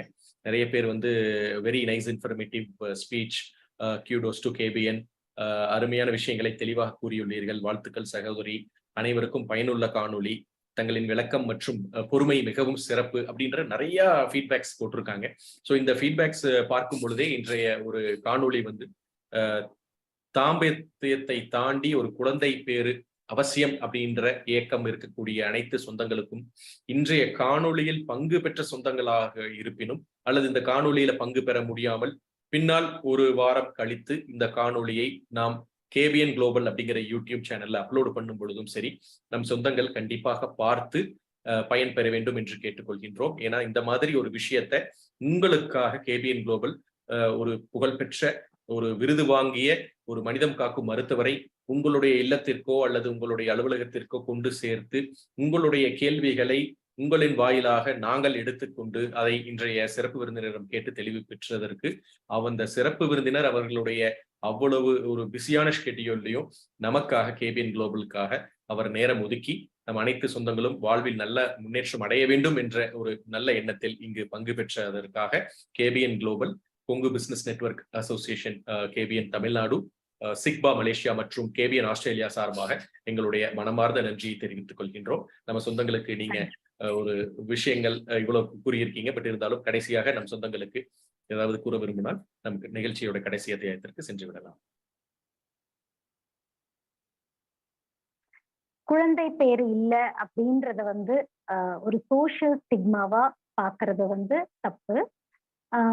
நீங்க உங்களுடைய வாழ்க்கை முறையில நிறைய மாற்றங்கள், உங்களுடைய கருத்து தெளிவு, உடல் ஆரோக்கியம், மன ஆரோக்கியம், முதல்ல சொந்த பந்தத்தோட நல்ல விஷயங்கள் பேசணும். அரசியலோ இல்ல இந்த பாலிடிக்ஸோ பேசுறத காசிப் பண்றது எல்லாம் நிறுத்திட்டு ஆரோக்கியமான உரையாடல், ஒருத்தருக்கு ஒருத்தர் உதவி பண்ற மாதிரி ஆரோக்கியமா இருக்கணும், என்கரேஜிங்கா இருக்கணும். அந்த மன தெளிவு இருந்ததுனாலே சந்தோஷமான மனநிலை இருக்கும்.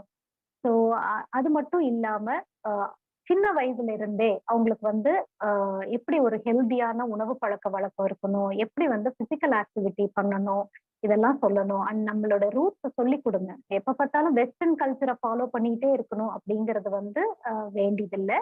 அண்ட் ஏதாவது ஒரு பிரச்சனைகள் வருது அப்படின்னா உடனே கூகுள் பண்றது, அந்த இதுல வந்து என் பக்கத்து வீட்டுக்காரங்க என்ன சொன்னாங்க, இதுக்கு எல்லாமே கேட்டுக்கோங்க. பட் உங்களுக்கு நம்பிக்கையான உங்களுடைய மருத்துவரை அணுகி உங்களுடைய என்ன பிரச்சனையோ அது வந்து அவங்க கிட்ட கேட்டு அவங்க மூலமா அதுக்கு ஒரு சொல்யூஷன் தேடிக்கணும். தலைவலி அப்படின்னா எனக்கு பிரெயின் டியூமர் இருக்கா அப்படின்னு கேட்டா நாங்க என்ன பண்ண முடியும்? இது உண்மையாவே கேக்குறாங்க. தலைவலி, அதனால வந்து சரி கண்ணு செக் பண்ணியா, நைட் தூங்குனியா, சைனசைட்டிஸ் இருக்கா, இதெல்லாம் கேட்டா எனக்கு நீங்க வந்து எனக்கு சிடி ஸ்கேன் எழுதி கொடுங்க டாக்டர், எனக்கு பிரெயின் டியூமர் இருக்குமோன்னு சந்தேகமா இருக்கு. என்னோட ஃப்ரெண்டு ஒருத்தவங்களுக்கு வந்து இந்த மாதிரி இருந்தது. அப்ப நாங்க என்ன பண்ணுவோம்? எது பண்ணியும் கன்வின்ஸ் பண்ண முடியல, சரி சிடி எடுத்துட்டு வா, எம்ஆர்ஐ எடுத்துட்டு வா, எம்ஆர்ஐ எடுத்துட்டு வா அப்படின்னு சொல்லி எழுதிக்கோ. அப்ப யாரு வந்து இன்வெஸ்டிகேஷன் கேக்குறாங்க? பேஷண்ட் கேக்குறாங்களா, டாக்டர் சொல்றாங்களா? சோ இதெல்லாம் வந்து எதனால வருது அப்படின்னாக்கா, தேவையில்லாம கூகுள பார்த்து கண்டதையும் பேசி இதனால பயப்படுறது. உங்களுக்கு ஒரு பிரச்சனைனா அதுக்கு உதவி பண்ணதான் நாங்க இருக்கோமே.